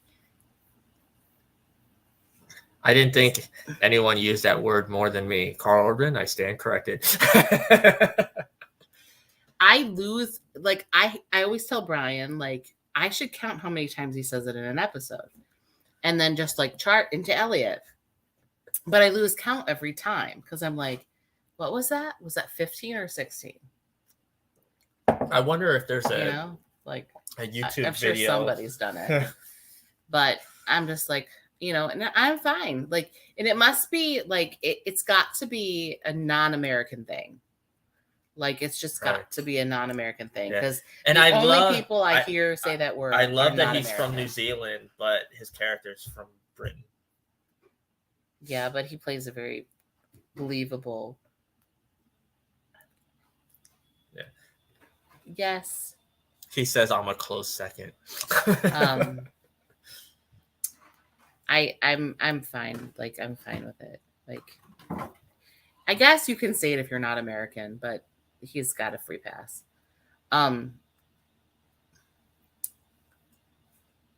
Manu Bennett is from New Zealand, so like he's the only other person that I have to like based.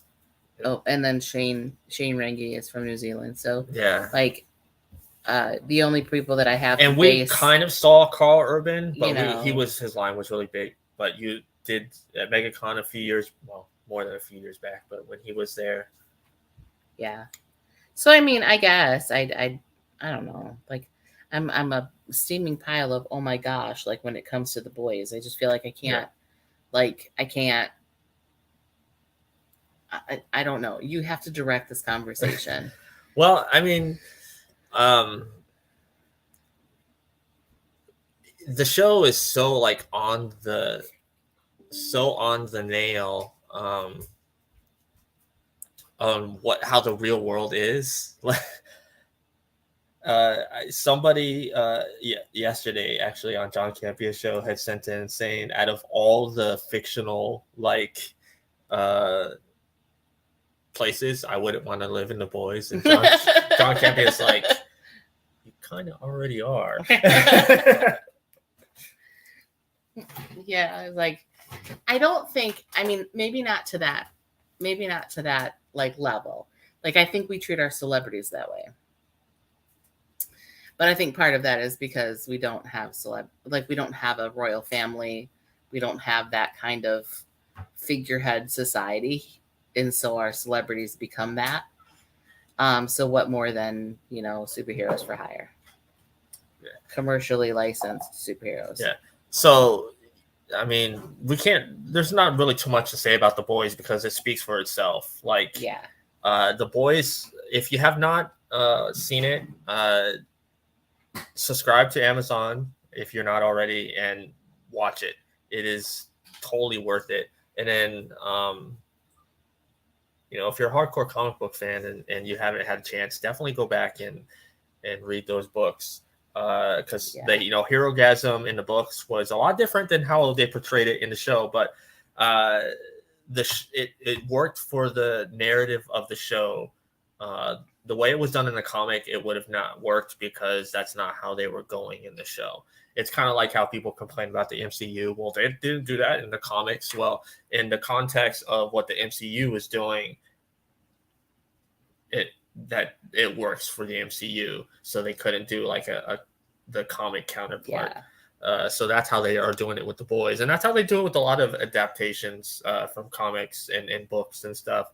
Is in the vein of how they're doing it in a TV series or a movie. If it's not going to work how the book did it, then they're going to change that as long as they stick to the bullet points of what the whole story is about. Right.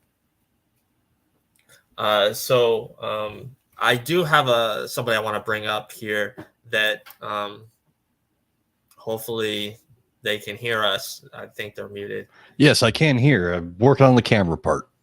Oh, okay. So, Josh, I know you said you're a fan of AEW and stuff, and you had some comments that you wanted to talk about. Just in general, I think AEW has been a huge breath of fresh air to the wrestling world over the past, 2.5 years, 3 years now? Yes. What's your thoughts on the whole Forbidden Door and what Tony Khan feels that he's open to work with WWE? I did not actually see the Forbidden Door pay-per-view, unfortunately. But I think it was cool that they brought in the Japanese crowd. The Japanese wrestling world is a big deal that's out there still, and it was cool that Tony brought those guys in. Yeah, when Okada showed up on Dynamite, the crowd, that was a loud pop. The thing about I think it's awesome that they brought everybody in, but I wish they gave, in general, for AEW a little bit more background as to who these people are. If you haven't been following Japanese wrestling, you may not even know who these names are. Right. So it's like with Danhausen. Fun character, but why? Why is he? Who is he? It's little details like that where the casual wrestling fan that tunes into it isn't going to know anything about some of these people. Right. But otherwise, and I love how you brought up Danhausen, who I think is a fantastic character, and he actually is a legit good wrestler when he's allowed to go. But right now he's doing this whole like funny character. But I have a feeling that eventually when he goes heel, because he has brought up that he may bring back his old like heel persona at Danhausen. I think then we'll see him wrestle a little bit more, kind of like the whole like evil doink thing back in the 90s. Sure. Yeah. I think the pay-per-view did well, the Forbidden Door. I know they talked about doing it. They did I want to say over 100,000 buy rate, and then the actual event sold over $1 million in ticket sales, which was AEW's second. The first was Double or Nothing in Vegas. Yeah, they like I said, AEW has just been a huge breath of fresh air. I think even bringing in the now ex-WWE guys have, for the most part, given them a huge breath of fresh air as well, and been able to, I guess, expand on the characters that they have and or bring out new stuff. Yeah, that they weren't definitely able to do in WWE because Vince likes to chokehold everybody. Yeah, and what I love about the AEW is when they tell their long-term stories, it actually pays off, and they do it so well. Like right now, the long-term story that they're telling is MJF, which it's a work. It's a total work. Oh, sure. It started out real, but it turned into a work because from what I'm hearing, he did work his issues out with Tony and re-signed. And it's all about getting eyes on the product. So for sure. Keeping him off TV, and when being asked, at these medium scrums that, I'm not going to talk about that. That's what Tony always says. Tony's like us. He's a fan. He grew up a fan of wrestling, so he knows what he's doing. He's a smart businessman who's running a wrestling company. I wish Vince was this way. Maybe at one time Vince was, right. But that Vince is no longer alive.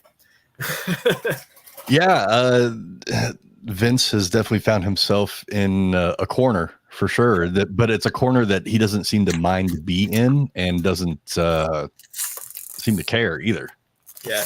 So for the people that don't know, Josh, you want to kind of give a little background on what you do and stuff, so people can know a little bit about you before we move on to the Vince story? Yeah, for sure. So my name is Josh Hawks. I am the host of the Points of Interest podcast. You can find that pretty much everywhere if you look up the POI podcast. It stands for Points of Interest. It is the most generic show on the internet, according to one reviewer. I don't have any specific topics I like to talk about from week to week. I like to talk about life and what may happen or not happen. Been doing this since 2012, and I'm not only that, I do voice acting and panel moderation. So there you go. Nice. Yes. So I'd love to hear your thoughts. I mean, we give our thoughts a little bit about Vince and the situation going on. I would love to hear what you think about the whole Vince situation, and will WWE make it out of this? Second part of the question first. Yes, it will survive because it's a publicly traded company. They'll put somebody in place if Vince or anybody in the McMahon family doesn't want anything to do with it. It will survive. What do I think about Vince and the trouble he's in? It's a good thing he is a billionaire. I'll just say that. It's very interesting to me that he and what's the guy's name? His lawyer, McDivitt, Jerry McDivitt. They have not denied at all that he has had any of these relationships. So I mean, it's just kind of throwing it right out there. Yeah, it happened. It was all consensual, and see how it worked. It did not work in Bill Clinton's favor. So maybe somebody learned from his mistakes. Yeah, perhaps. Well, Clinton was just horny and opened up the door and just chose the first lady he made eye contact with. So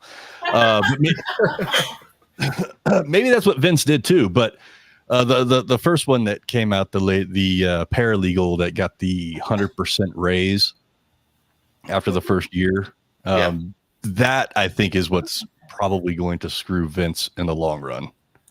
I think the average for paralegals at that time in that state was somewhere around $70,000 to $80,000 a year. So she was already making a little bit more than that. And I'm not saying that she didn't deserve that, because she probably did. But to then get 100% raise, that is company money, and I'm sure they're going to be looking into that pretty hard. I know, was it yesterday they just said there's a total of 4, or there was 4 more NDAs that came out? Yeah, and they gave time frames. So, and they're all wrestlers from what the Wall Street Journal has said. So, if you kind of look at the years, you can kind of picture maybe, who was on the roster at that time, and who these women are. But someone had brought up that in, I want to say, 1986, there was the first female ref in WWE that was accusing Vince of something, and she was paid off. So, I mean, maybe Vince gets out of this. I don't know. It's just a horrible look for this company that has so many great talents. And yeah, but like we've been saying, it's a publicly traded company. Right. The talent doesn't have anything to do with, what somebody did. Right. I do think it's very interesting. Do we cuss on this show? Somewhat is fine. Okay, well, we won't for this instance. But after the first allegations came out a month or so ago, and WWE announced that he was going to do something on SmackDown. He was going to come out and talk to people. Apparently, after that opening segment he went backstage to gorilla position and screamed out "F them."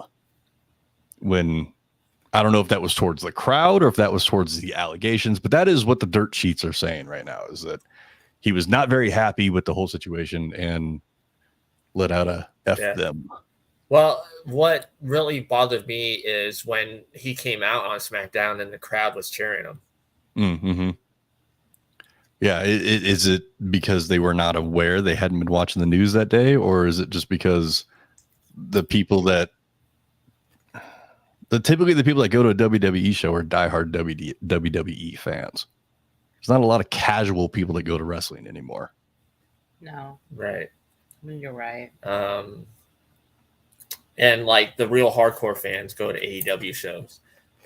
Yeah, I mean, AEW definitely has its hardcore fan base as well. I think hardcore fans are going to WWE or to AEW now because hardcore fans of wrestling are seeing every walk of wrestling now. But they can see ROH people, they can see TNA people, they can see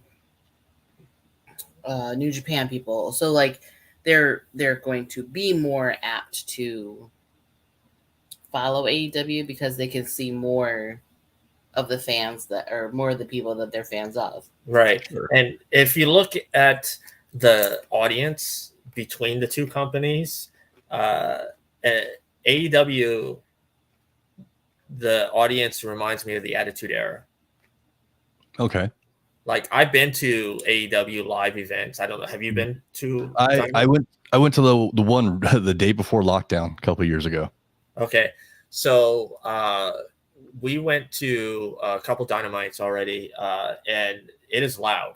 Like what you see on TV doesn't do it justice on how loud it actually is. Like, and it's consistent through the night.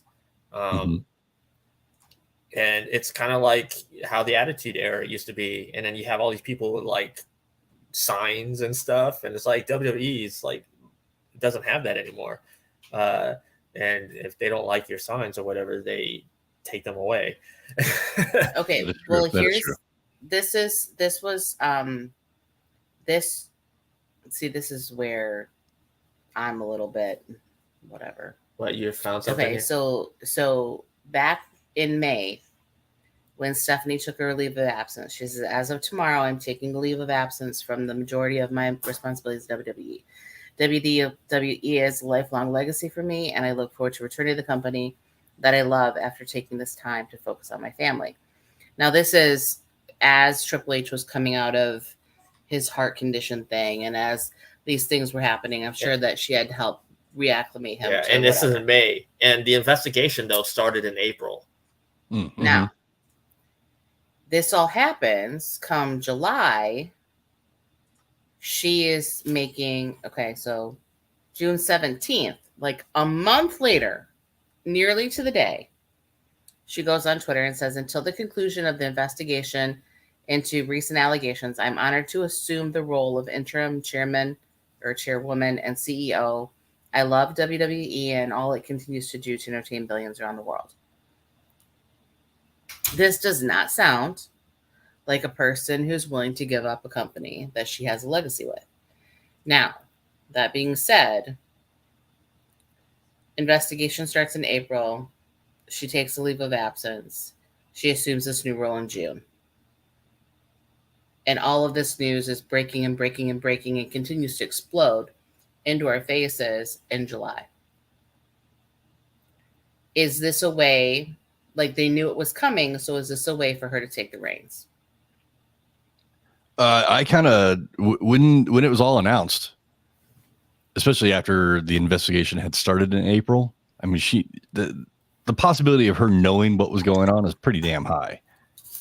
Yeah. And then to watch WWE bury her on the way out, through reports and whatnot.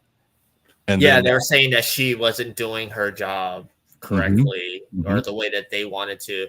But it's funny, though, like in all these reports, nobody talks about Nick Khan, who doesn't really know anything about wrestling per se. He's just a businessman. But I think it's funny that you buried her on the way out and then promoted her. Right. To do a job bigger than the one she was doing. Which I think is odd. Why wouldn't you have the business guy, Nick Khan, step into that position? But I think it's more of a thing that Vince will always have or always want to have a McMahon running WWE. It's a name thing. Yeah. Kind of like, He said he's stepping down from CEO and chairman, but he's still at every show. He's still booking every show. So, and from, again, all the dirt sheets are saying that it's business as usual. Nothing has changed. Yeah. So I had asked Nicole this. I'll ask you this. Do you think the whole Sasha Naomi thing kind of plays into this? Maybe. I think that I truly think it's a separate issue. I think it's Vince just not pushing women's wrestling. But that's to say that Tony doesn't really either, though. So it's one of those things where you're not wrong. No, I mean you have some talented ladies on both companies, and they're given 3 minutes, 4 minutes, or they get a promo section where they're just all standing in a row. Yeah, and it's. I thought we've come a lot further from the diva era, but apparently we really haven't. Well, the problem is where do we find time? Like, I feel like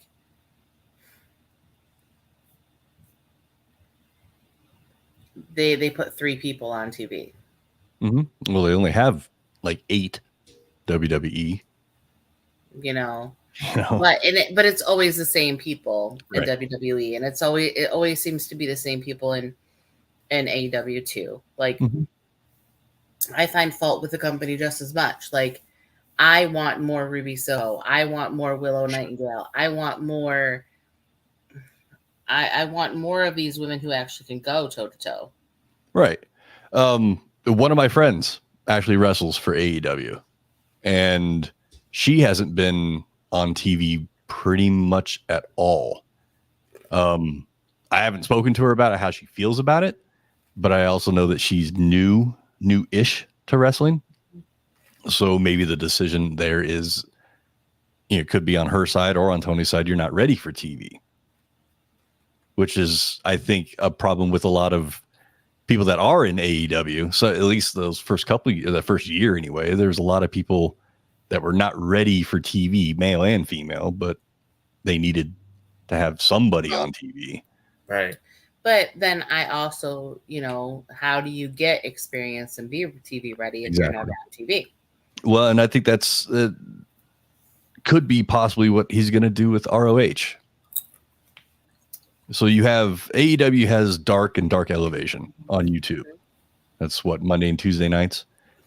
Why not take some of the people that are on that show and put them on an ROH show? Since technically ROH has no wrestlers right now. They definitely don't have a TV show, and they have champions, but they don't have anybody that the champions can wrestle technically. Yeah.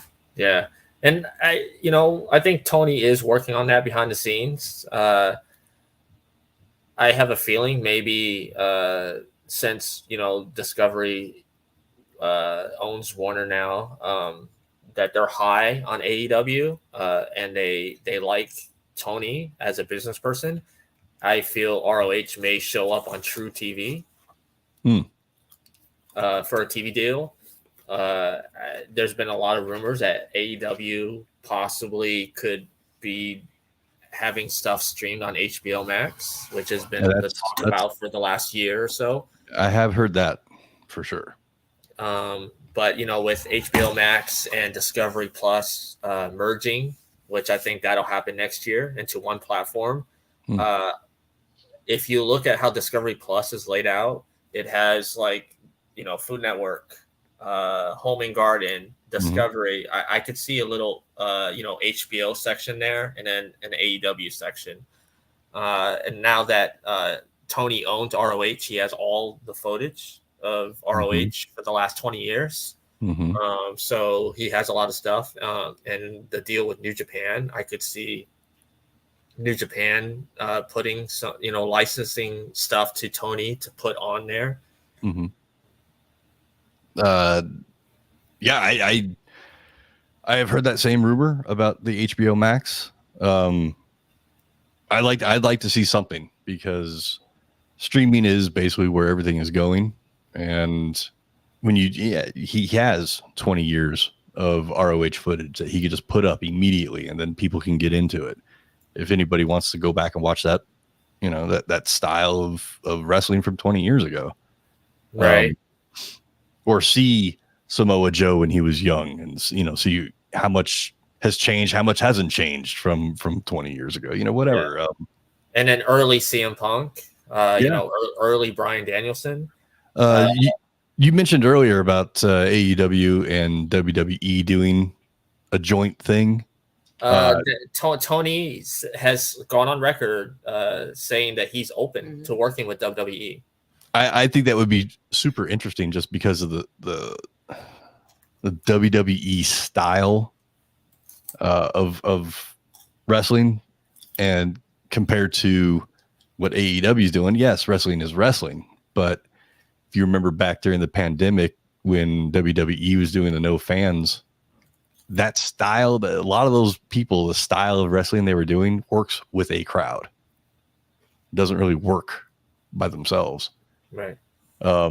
Whereas the guys in AEW, I think because a lot of them came from the indies where there's only like 17 people in the crowd anyway, you don't really wrestle to the crowd. You're just wrestling to throw on a good show. Right. And I could see storylines especially like with Jericho and his Appreciation Society. If there was ever to be a WWE AEW joint event, I could see like Jericho kind of siding with WWE storyline wise. Sure. There's a lot of stuff that could work for the wrestling entertainment or whatever they call it. Yeah, I could totally see that dream match of Styles and Omega. Because we all want that. Oh, sure. I would love to see Bullet Club Japan, Bullet Club AEW, Bullet Club WWE all going at it together. I think that would be hilarious. Oh yeah. But I just, as a wrestling fan, I don't want WWE to go away. I don't want like this to be like a stain on them forever because of one man, a couple people's actions. Because sure, can't forget John Laurinaitis. Right. I think it's just tough because it's the people at the top. Yeah. Right. If it was what's his face, Lil Nate, that did something like this, or some random backstage interviewer, I don't think it would still be a big deal, right? Because that's never a thing that should happen to anybody. But because it's the head of the company and his right-hand man, I think it's a much bigger deal. Yeah. And of course, as you were alluding to with the dirt sheets, I'm sure you saw that Kevin Dunn unloaded $1 million of stock. I didn't usually see that. Usually when people unload a stock, a sale is was it him or Michael Hayes? It was Kevin Dunn, who's the head producer of WWE, and somebody else on the producing team. Gotcha.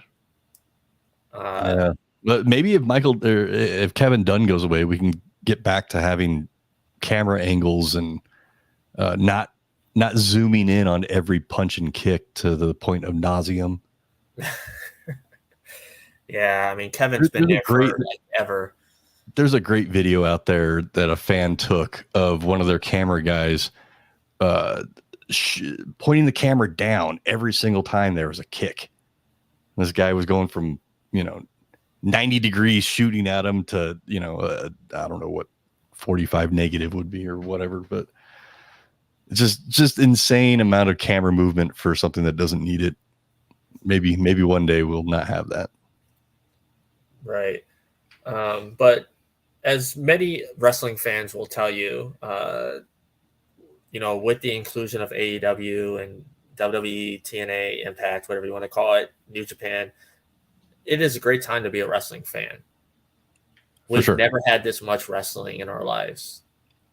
This much variety. Exactly. Televised variety. Anyway, after the territory, era ended, and Vince, swallowed everything up, then he was the only thing around for 25 years. Sure, there was TNA and Impact, but they didn't make the big ripples that they were hoping they were going to make. They were around. Yeah, they had great matches. It's just they didn't have the brand recognition. Exactly. It's something. WWE, you can say a lot about what they do, but video packages, video editing, marketing, they are pretty damn good at it. Yeah. Their music, like the entrance themes and stuff that I don't know who does their music now. It was a duo. They were doing a lot of the NXT stuff. I don't know if it's the same people. But like through the 80s and the 90s, it was the guy that sang that put Hogan's theme together, Real American. Jimmy Hart? Well, Jimmy Hart and Johnson, right? His last name was Johnston or whatever. Like he did a lot of the themes of the people. I know, recently a lot of people have complained about like the whole like name changes and some of the themes feel generic. I don't know if how you feel about that. I don't understand the point of changing somebody's name coming from NXT into the main roster. Oh yeah, like Walter. Walter, Brock Breaker, whatever, Steiner's kid, whatever Steiner's kid is. I just don't. US okay. So let's use Gunther. What was his other Gunther and Walter is his Walter. name. So everybody knew him as Walter. He was there in NXT for a long time as Walter. He was in the UK as Walter. And then all of a sudden, Vince wakes up one day and says he needs to be more German. Let's change his name. Let's put him basically in SS gear and send him out. Awesome, it looks awesome, the presentation, but when the entire crowd is chanting Walter, I think you screwed up there. They did the same thing to Pete Dunne. Yeah, they did. What they call him? Butch. Butch. That's right. And then let's take away everybody's first name. You're not allowed to have a first name anymore. You're just Ciampa now. Yeah, and you're just Theory. Yeah. I wonder what happens one day when he grows up. Is he going to be an answer? Or maybe he'll get skeptical and we can call him Suspicion or something. Like it's just so dumb. Yeah, I really don't understand it. Especially with the Steiner's kid. Yeah, Braun Breaker. Yeah, that's so dumb. Just call him whatever his name is, Rex Steiner. The Steiner brothers have been let back into WWE lore, if you will. Yeah, put him in the Hall of Fame, which is probably had something to do with his kid, to be honest with you. But yeah, but it was Rick had a good relationship. It was Scott, I think, that had the falling out. Right, but everybody knows that that's Rick's kid, so just let him be a Steiner. Yeah, it's so funny. He looks like his dad, but sounds like his uncle. Mm-hmm. And didn't he do a little homage to Scott during one promo, doing something about numbers, or the person he was talking to did something with the 33 and a third or something? Yeah, with the Steiner math. Yeah. It like you said, it's a good time to be a wrestling fan. I got back into it, I think, in 2016 when Stephen Amell was wrestling in a WWE against Neville. Yes. I was a big time Arrow fan, so that sucked me back in, and I've been there since. Yeah. So Terry, he says they screwed up with Prince Devitt Balor when he was called up to the main roster. The Demon was always brought out as a last resort to win a tiebreaker. They've totally destroyed Finn Balor. I think he's sad about that too, because I love watching Finn Balor wrestle. He's fantastic. Like it makes you remember that they're like trained athletes and they're like, I don't know. Somebody the other day said that he has great thighs and that they were mad because he came out in jeans, like on Raw or whatever. And then someone's like, "You don't cover those thighs up." I ain't mad. I gotta find that. Now they're in jeans. The Demon character, I think, is really awesome, but they didn't see anything to it, and that's why he got buried by the Fiend. Yeah, I know people say that AEW has a bloated roster, but if there's anybody that deserves better than what they're getting, it's Devitt. Mm-hmm. I think he would be one of the people I'd be okay with if he shows up on Dynamite. Oh, for sure. No, I mean, who else currently in WWE, if the situation was right and they just showed up Mr. Perfect style or Ravishing Rick Rude style on the other channel, who would you pick?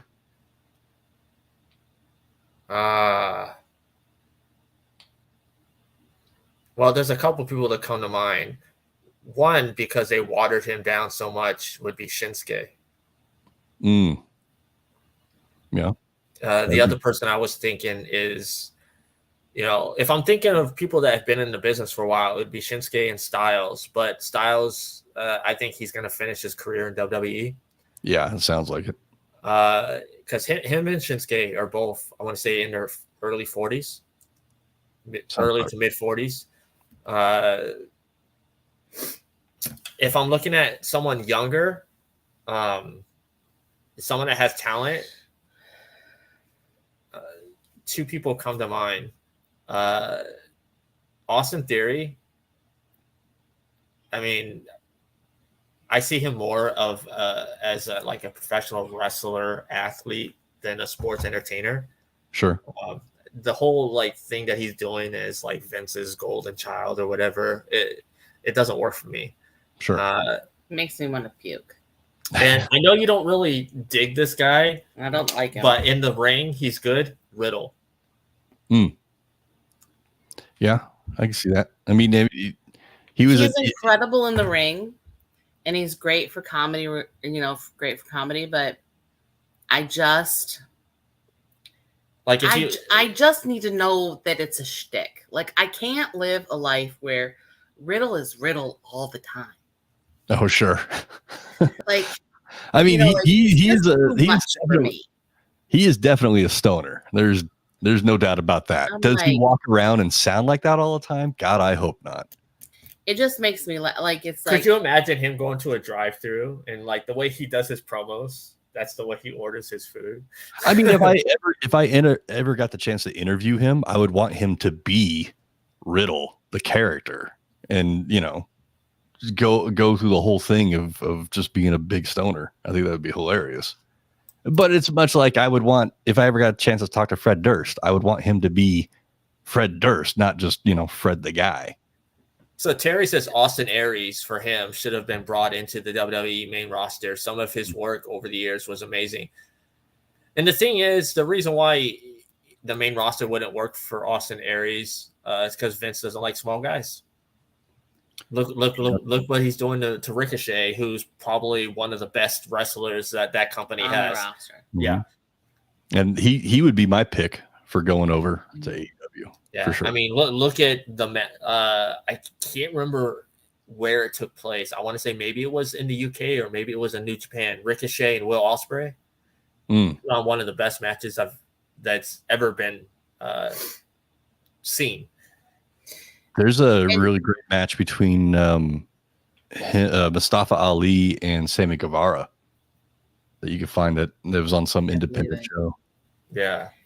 I mean, these guys, they're super talented and they don't get a shot at all. Like, you don't have to necessarily give them a story every single week, but sure. Give them a shot to put them out on TV and have them be there. And not just go to the easy fix. Like, Finn Balor is a talent. Mm-hmm. So use him as a talent. Like, some of these other guys, I don't feel the same way about them. Like, I don't see them in that way. Like, I don't feel it. I don't feel any type of way about them. Like, I'm ugh. I brought this up to you. But I mean, I'm sorry. You can either go for the money or you go for you go the road that you think is going to pay off. It is more to your morals. And I think that overall, when WWE was it, or when your whole family worked for WWE, right? Where was Roman Reigns going to fall? Right. He was, of course, going to be signed to WWE. Sure. Your entire family worked for WWE. What are you going to do? The same people are Vince guys, and they'll be Vince guys forever. And I will die on this hill. Roman is a great talent. I would love to see Roman uncaged, unhinged, I want to see if Roman was to show up on AEW Dynamite, and do a promo that's not written, like I think he could totally pull it off. Like this character, the whole acknowledge me. But I don't want to see him. I don't want to see him as a face. No. I want him as a heel. Yeah, the whole like wreck everyone and leave. And the guy. I want that Roman Reigns. I want the Roman. I don't want the even acknowledge me Roman Reigns. I want the wreck everyone and leave. Let's make this shit happen. Like, and you got to thank Paul Heyman for that. Paul Heyman was the guy that because I see this in my head. So okay, like because I don't know if you saw the post that I posted on Rails and Heels, like Wardlow is my new favorite guy. And only for the very fact that he can give a promo, but he can do an interview. And when he goes out there, it's all out. Like it's gonna happen. It's gonna blow you to bits. And I'm 100% okay with that. My dream match right now, Roman and Wardlow. Because they could tear their shit up. Because they're not all talk. Both of them can get in that ring and wrestle. Do I think that they're the greatest at everything? No. Do I think they all have something to learn? Well, we all do. Yeah. Don't you? And Roman can wrestle. I don't care what people say. But Roman can wrestle. If you look at the Roman John Cena match, the Roman AJ Styles match,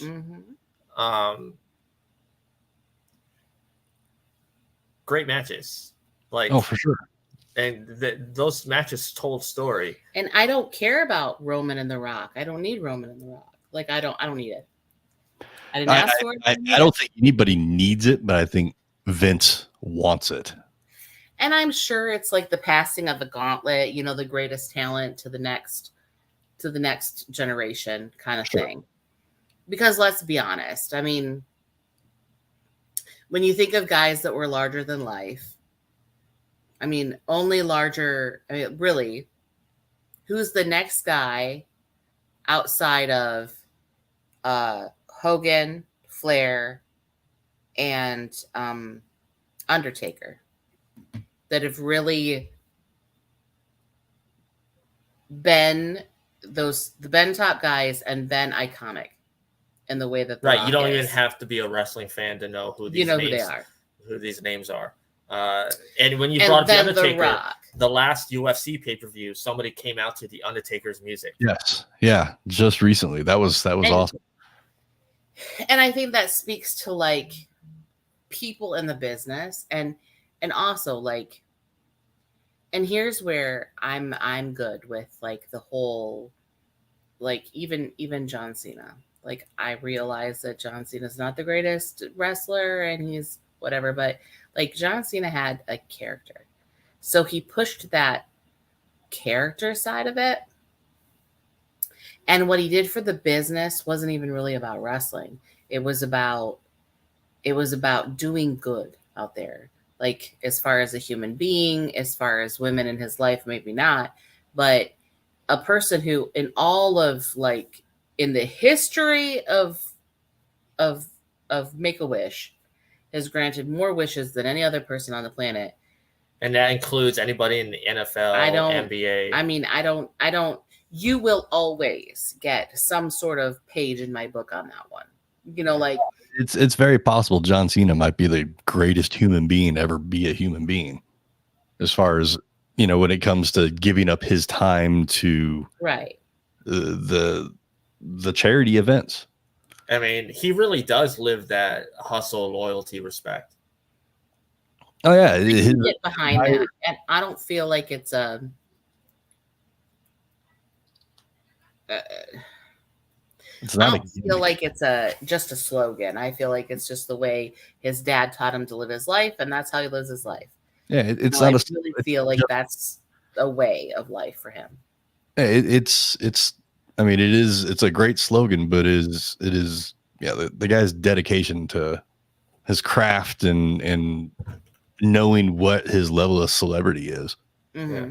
And if you want to talk about someone who's a great human being, like all around, it is Dwayne Johnson.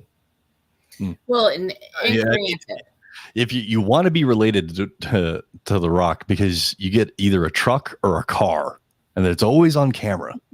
You know, so to document it. So it's you definitely need a sibling.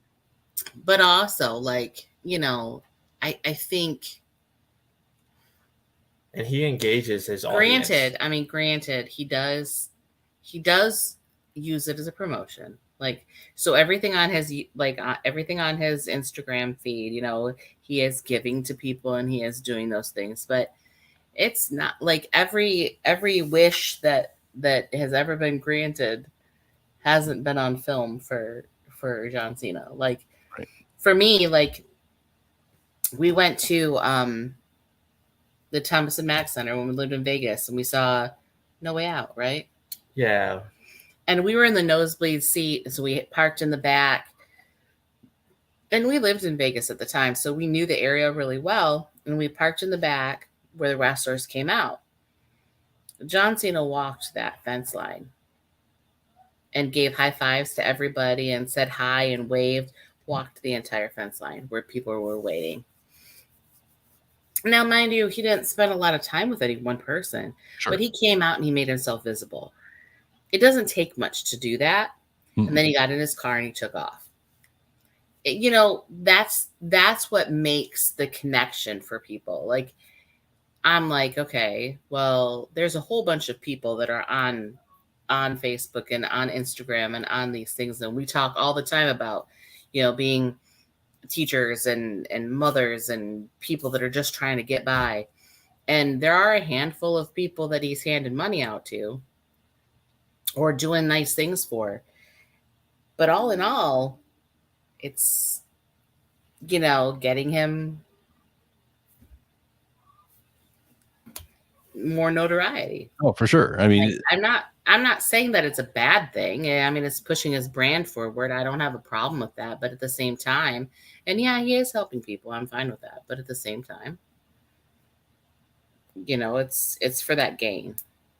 Oh, I mean, I don't think he's doing it because he just wants to do it. I'm sure there's some sort of, you know, reasoning behind it. But at the same time, you don't do 600 plus of those things just because you're trying to advance your clout. Right. I think at some point there's definitely something in him that he really does believe in that connecting with people, and because otherwise you wouldn't do it. You know, you don't. And I don't think he'd do it. Like, and if there was some sort of clout, I'm sure that would be like some running tally somewhere that he was charting himself, or there'd be like some place where he was taking pictures of it all. I mean, Cena's not doing that. Somebody's doing that for him. And whether it be for, you know, WWE or whatever, but, you know, he's showing up and nobody's paying him to show up. Right. Like, he's doing it simply because he wants to. Mm-hmm. And so I feel like that's huge. But big time. You know, and there's got to be something said for, you know, like other people in the industry that do similar things, like the spot that Roman did with his daughter when he sang "I'm a Little Teapot." Yes. Will always forever live in my mind. Like, I can see the heel. Like, that's why I like him so much as a heel, because I know, like, truthfully, he's not a dick. Right. But, like, I love that because he's singing with his daughter. And there's just something that endears people to that. And that, like, I have a Facebook friend who lived across the street from Roman in Brandon. Mm. And she said he and his wife were the nicest people in the world.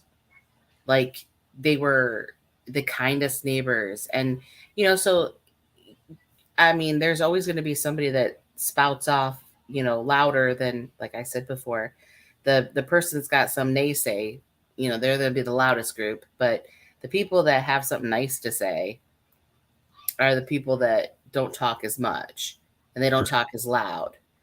But if it matters to people when they hear the story, then it stays with them, I feel like. You know, so that always stays with me. It's like, well, okay, John Cena was kind of a douchebag to people and to women and specifically. Like, maybe he just doesn't know how to be in a relationship. Okay, character flaw. Most of us don't. Like, we're all trying to figure our shit out. Right. But at the same time, it's like, this dude is doing stuff for little kids that are dying every day. I don't even care. Like, okay. Yeah, you may not be able to tie down a relationship, well, but he could sure jump on a plane and go to Sri Lanka and hang out with a kid for 20, 30 minutes. Yeah. And I mean that matters. Like in the whole grand scheme of things, we need more people like that. All the wrestlers that I've met, the one common thing that's with all of them is that they are all incredibly nice, except for one of them, and all super generous with the time that they gave me anyway. He said all but one. We won't talk about the one, but you can see him every week on TV. I'm going to leave it vague as hell. So, but you'll have to tell us off camera because now I will tell you sometime off camera for sure. But they're all super nice. All have the weakest handshakes I've ever had from anybody of any profession. And at the end of the day, I think that most people lose sight that they're just regular people. Yeah. You know, and it's a character. In most cases, it's a character that they're playing. Mm-hmm. And when you see them at the bar at the hotel, you're actually talking to, you know, whatever that person's real name is or what happened. In most cases, sometimes they're still in their gimmick. And I've told a couple wrestlers, like, dude, we're having beers. Like, drop the gimmick. It's fine. Like kayfabe is not a thing. Like MJF, he's one of the most old school guys out there. Oh yeah. I'm character all the time. I'm a little surprised that Jim Cornette doesn't like MJF more because of his old school techniques of just living the heel. Mm-hmm. Jim would love that, but not so much. Yeah. I because you love to hate him, but the other person that I love, Christian is such a good heel that it hurts my soul a little. Like he's a really good heel in real life too. And I want to believe that he's not, like I want that 30-second, goofy face thing that he used to do with Edge. Like I need that to be the truth. Sure. And I need it to not be real life. You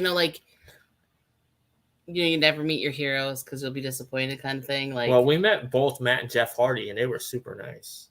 Oh, that's cool.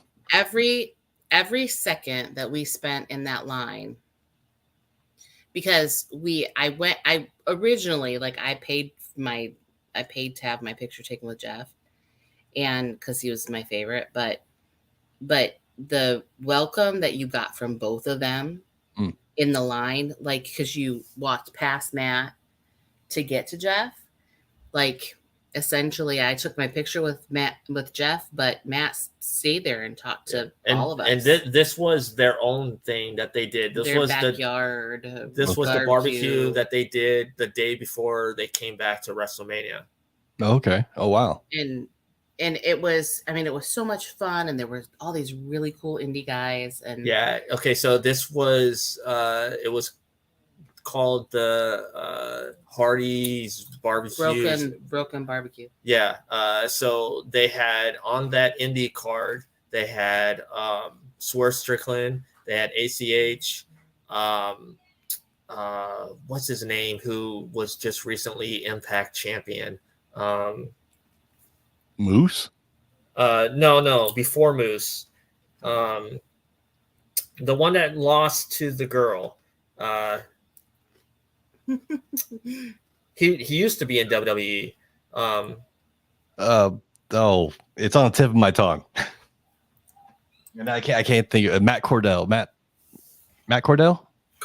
No. Seidel. No, no. Cardona? No, it was not. It was not Ryder.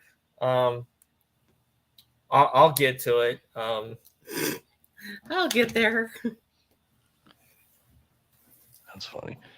I once carried Hacksaw Jim Duggan's 2x4s to his Comic-Con booth.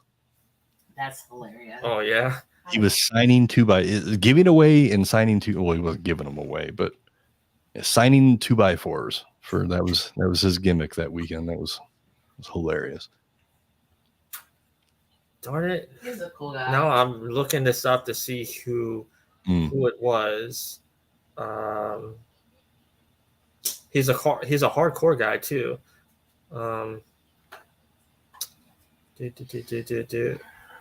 Anyways, there was a lot of people at this thing that were putting on good matches. But like it's funny because we talk about Jeff's recent troubles, but like I said before, this job can't be easy. Like I think you'd be a poster child for addiction. Like I don't feel like a lot of people come out of it straight edge. Like I don't think a lot of people, can live that life without there being some form of medication. Well, I mean, look at all the wrestlers from the late 70s and 80s that a lot of them even aren't around anymore because they were all, popping pills or they were on the gas or whatever. Or they look like hell. Just, like they just look like they've been. A picture of Lex Luger recently? Oh. Like it's when he was a wrestler. Fair, but like night and day. I mean, yes, it's 30 years later. He's an old man now, but just how much he, doesn't look anything like he once did. Okay, and the name I was thinking of is Sami Callihan. Sami Callihan was there too. I know the name. I don't think I've ever seen him wrestle. But when we think about like people, I mean, I think he literally Jeff looked at my kids. He got down on their level, shook their hands, talked to them. I said, these kids are going to be our next backyard wrestlers. Like they're into it, they love it. And he's like, dude, that's awesome. And I'm like, not for this mom. It's not. Like, I don't have that kind of health insurance. Like I need to know my kid isn't going to break his neck. And he laughed, and I was like, yeah. I said, but overall, I mean, kids will be kids. And he's like, yeah. He says, that's how we got here. And he says, that's why I'm standing in front of you. And they were so happy to meet people. Like, they were having just as much fun as we were. And I can get behind that. Like, I can enjoy that. I will spend my money on that. Like, sure, I'll stand in line for that. But I am annoyed when, I'm the one that's buttering your bread, like I'm helping to pay you for the life you're living. I bought your book. Now, when I stand in this line around the corner of the building and come up to the table to have you sign it, I expect you to maybe not schmooze me, but at least talk to me. At least be in the moment with me because it matters to me. You're entitled to all the bad days that you want to have. But at some point when you've chosen that life, you have to say, I'm working. Like I walk in my classroom, I'm not allowed to have a bad day. Right. My kids don't care. My kids expect me to do my job. And that's probably what happened in that instance with the wrestler that I met that was in a foul mood that day. Maybe he was mad. Maybe he had a bad coffee or something that morning. I don't know. But it leaves a lot. It would be funny if you guys were talking about the same person. We'll find out in a minute, though. But, I love that you decided to join us, and we would actually love to have you on again. You're very interesting, man. Yeah, I would love to come on. I love whoring myself out there and letting people talk about my the things that I do, and and have fun conversations with people that I've actually been on Facebook friends with for a couple of years now and never actually spoken to. So it's a first for everything. Yeah, and on the show, Reels and Heels, of course, you as a wrestling fan could probably figure what the heels part means. But we love talking about movies and TV and comic books and all things geeky. So you're always welcome here. Awesome. I will definitely be back then.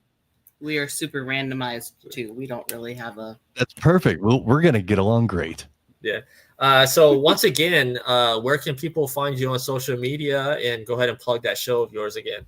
Sure. So you can find me on Twitter at 303_ninja. I am 303 Ninja on the Instagram. You can find the Points of Interest podcast anywhere you like to find your podcast. Just look up the POI podcast. Come to any Colorado convention. You'll probably find me there doing panels, or maybe in some other state. We'll see. But every Tuesday you could catch us live on Twitch as we record the podcast, and then the following Monday the audio comes out. That's awesome. You mentioned Colorado. Did you just do their Fan Expo show? I did. I was there covering it, actually, as part of their media press team. Second Fan Expo show here in Colorado. Good turnout. I think it is actually one of the better turnouts of the past 6 or 8 years at the show. Comic-Con has been running in Colorado. Fan Expo, they bought Denver Comic-Con. And, yeah, and they run it with Pulp Culture Classroom. So yes. Oh wow. Culture Classroom is a nonprofit organization that teaches literacy through comic books. Yes. I don't know how aware you guys are of them. Oh, I know them well. Yeah. Oh, perfect. Yeah, I think I keep telling everybody. I said, in my next life, when I leave the classroom, I want to work for them. Oh, I mean, I'm sure they are definitely into getting people that are passionate under their name, for sure, in education and everything else. I think that one of the coolest parts of their program is that they allow their students to publish their own comic book through their program. Yeah. So I have to bring this up before we end the show, because Terry told me this story. I know. I just like to see it again. So I remember Terry told me this, that Jeff Hardy had offered to buy his old wrestling figures off of him. He quickly told him no. That's awesome. They're not for sale. Sorry. Yeah. Well, as always, we are going to end the show with ringing the bell here. But Josh, it was great having you on. Stay with us when we go off, because we have some things we want to discuss. Oh, for sure. Yeah. I'm not going anywhere. All right, here we go.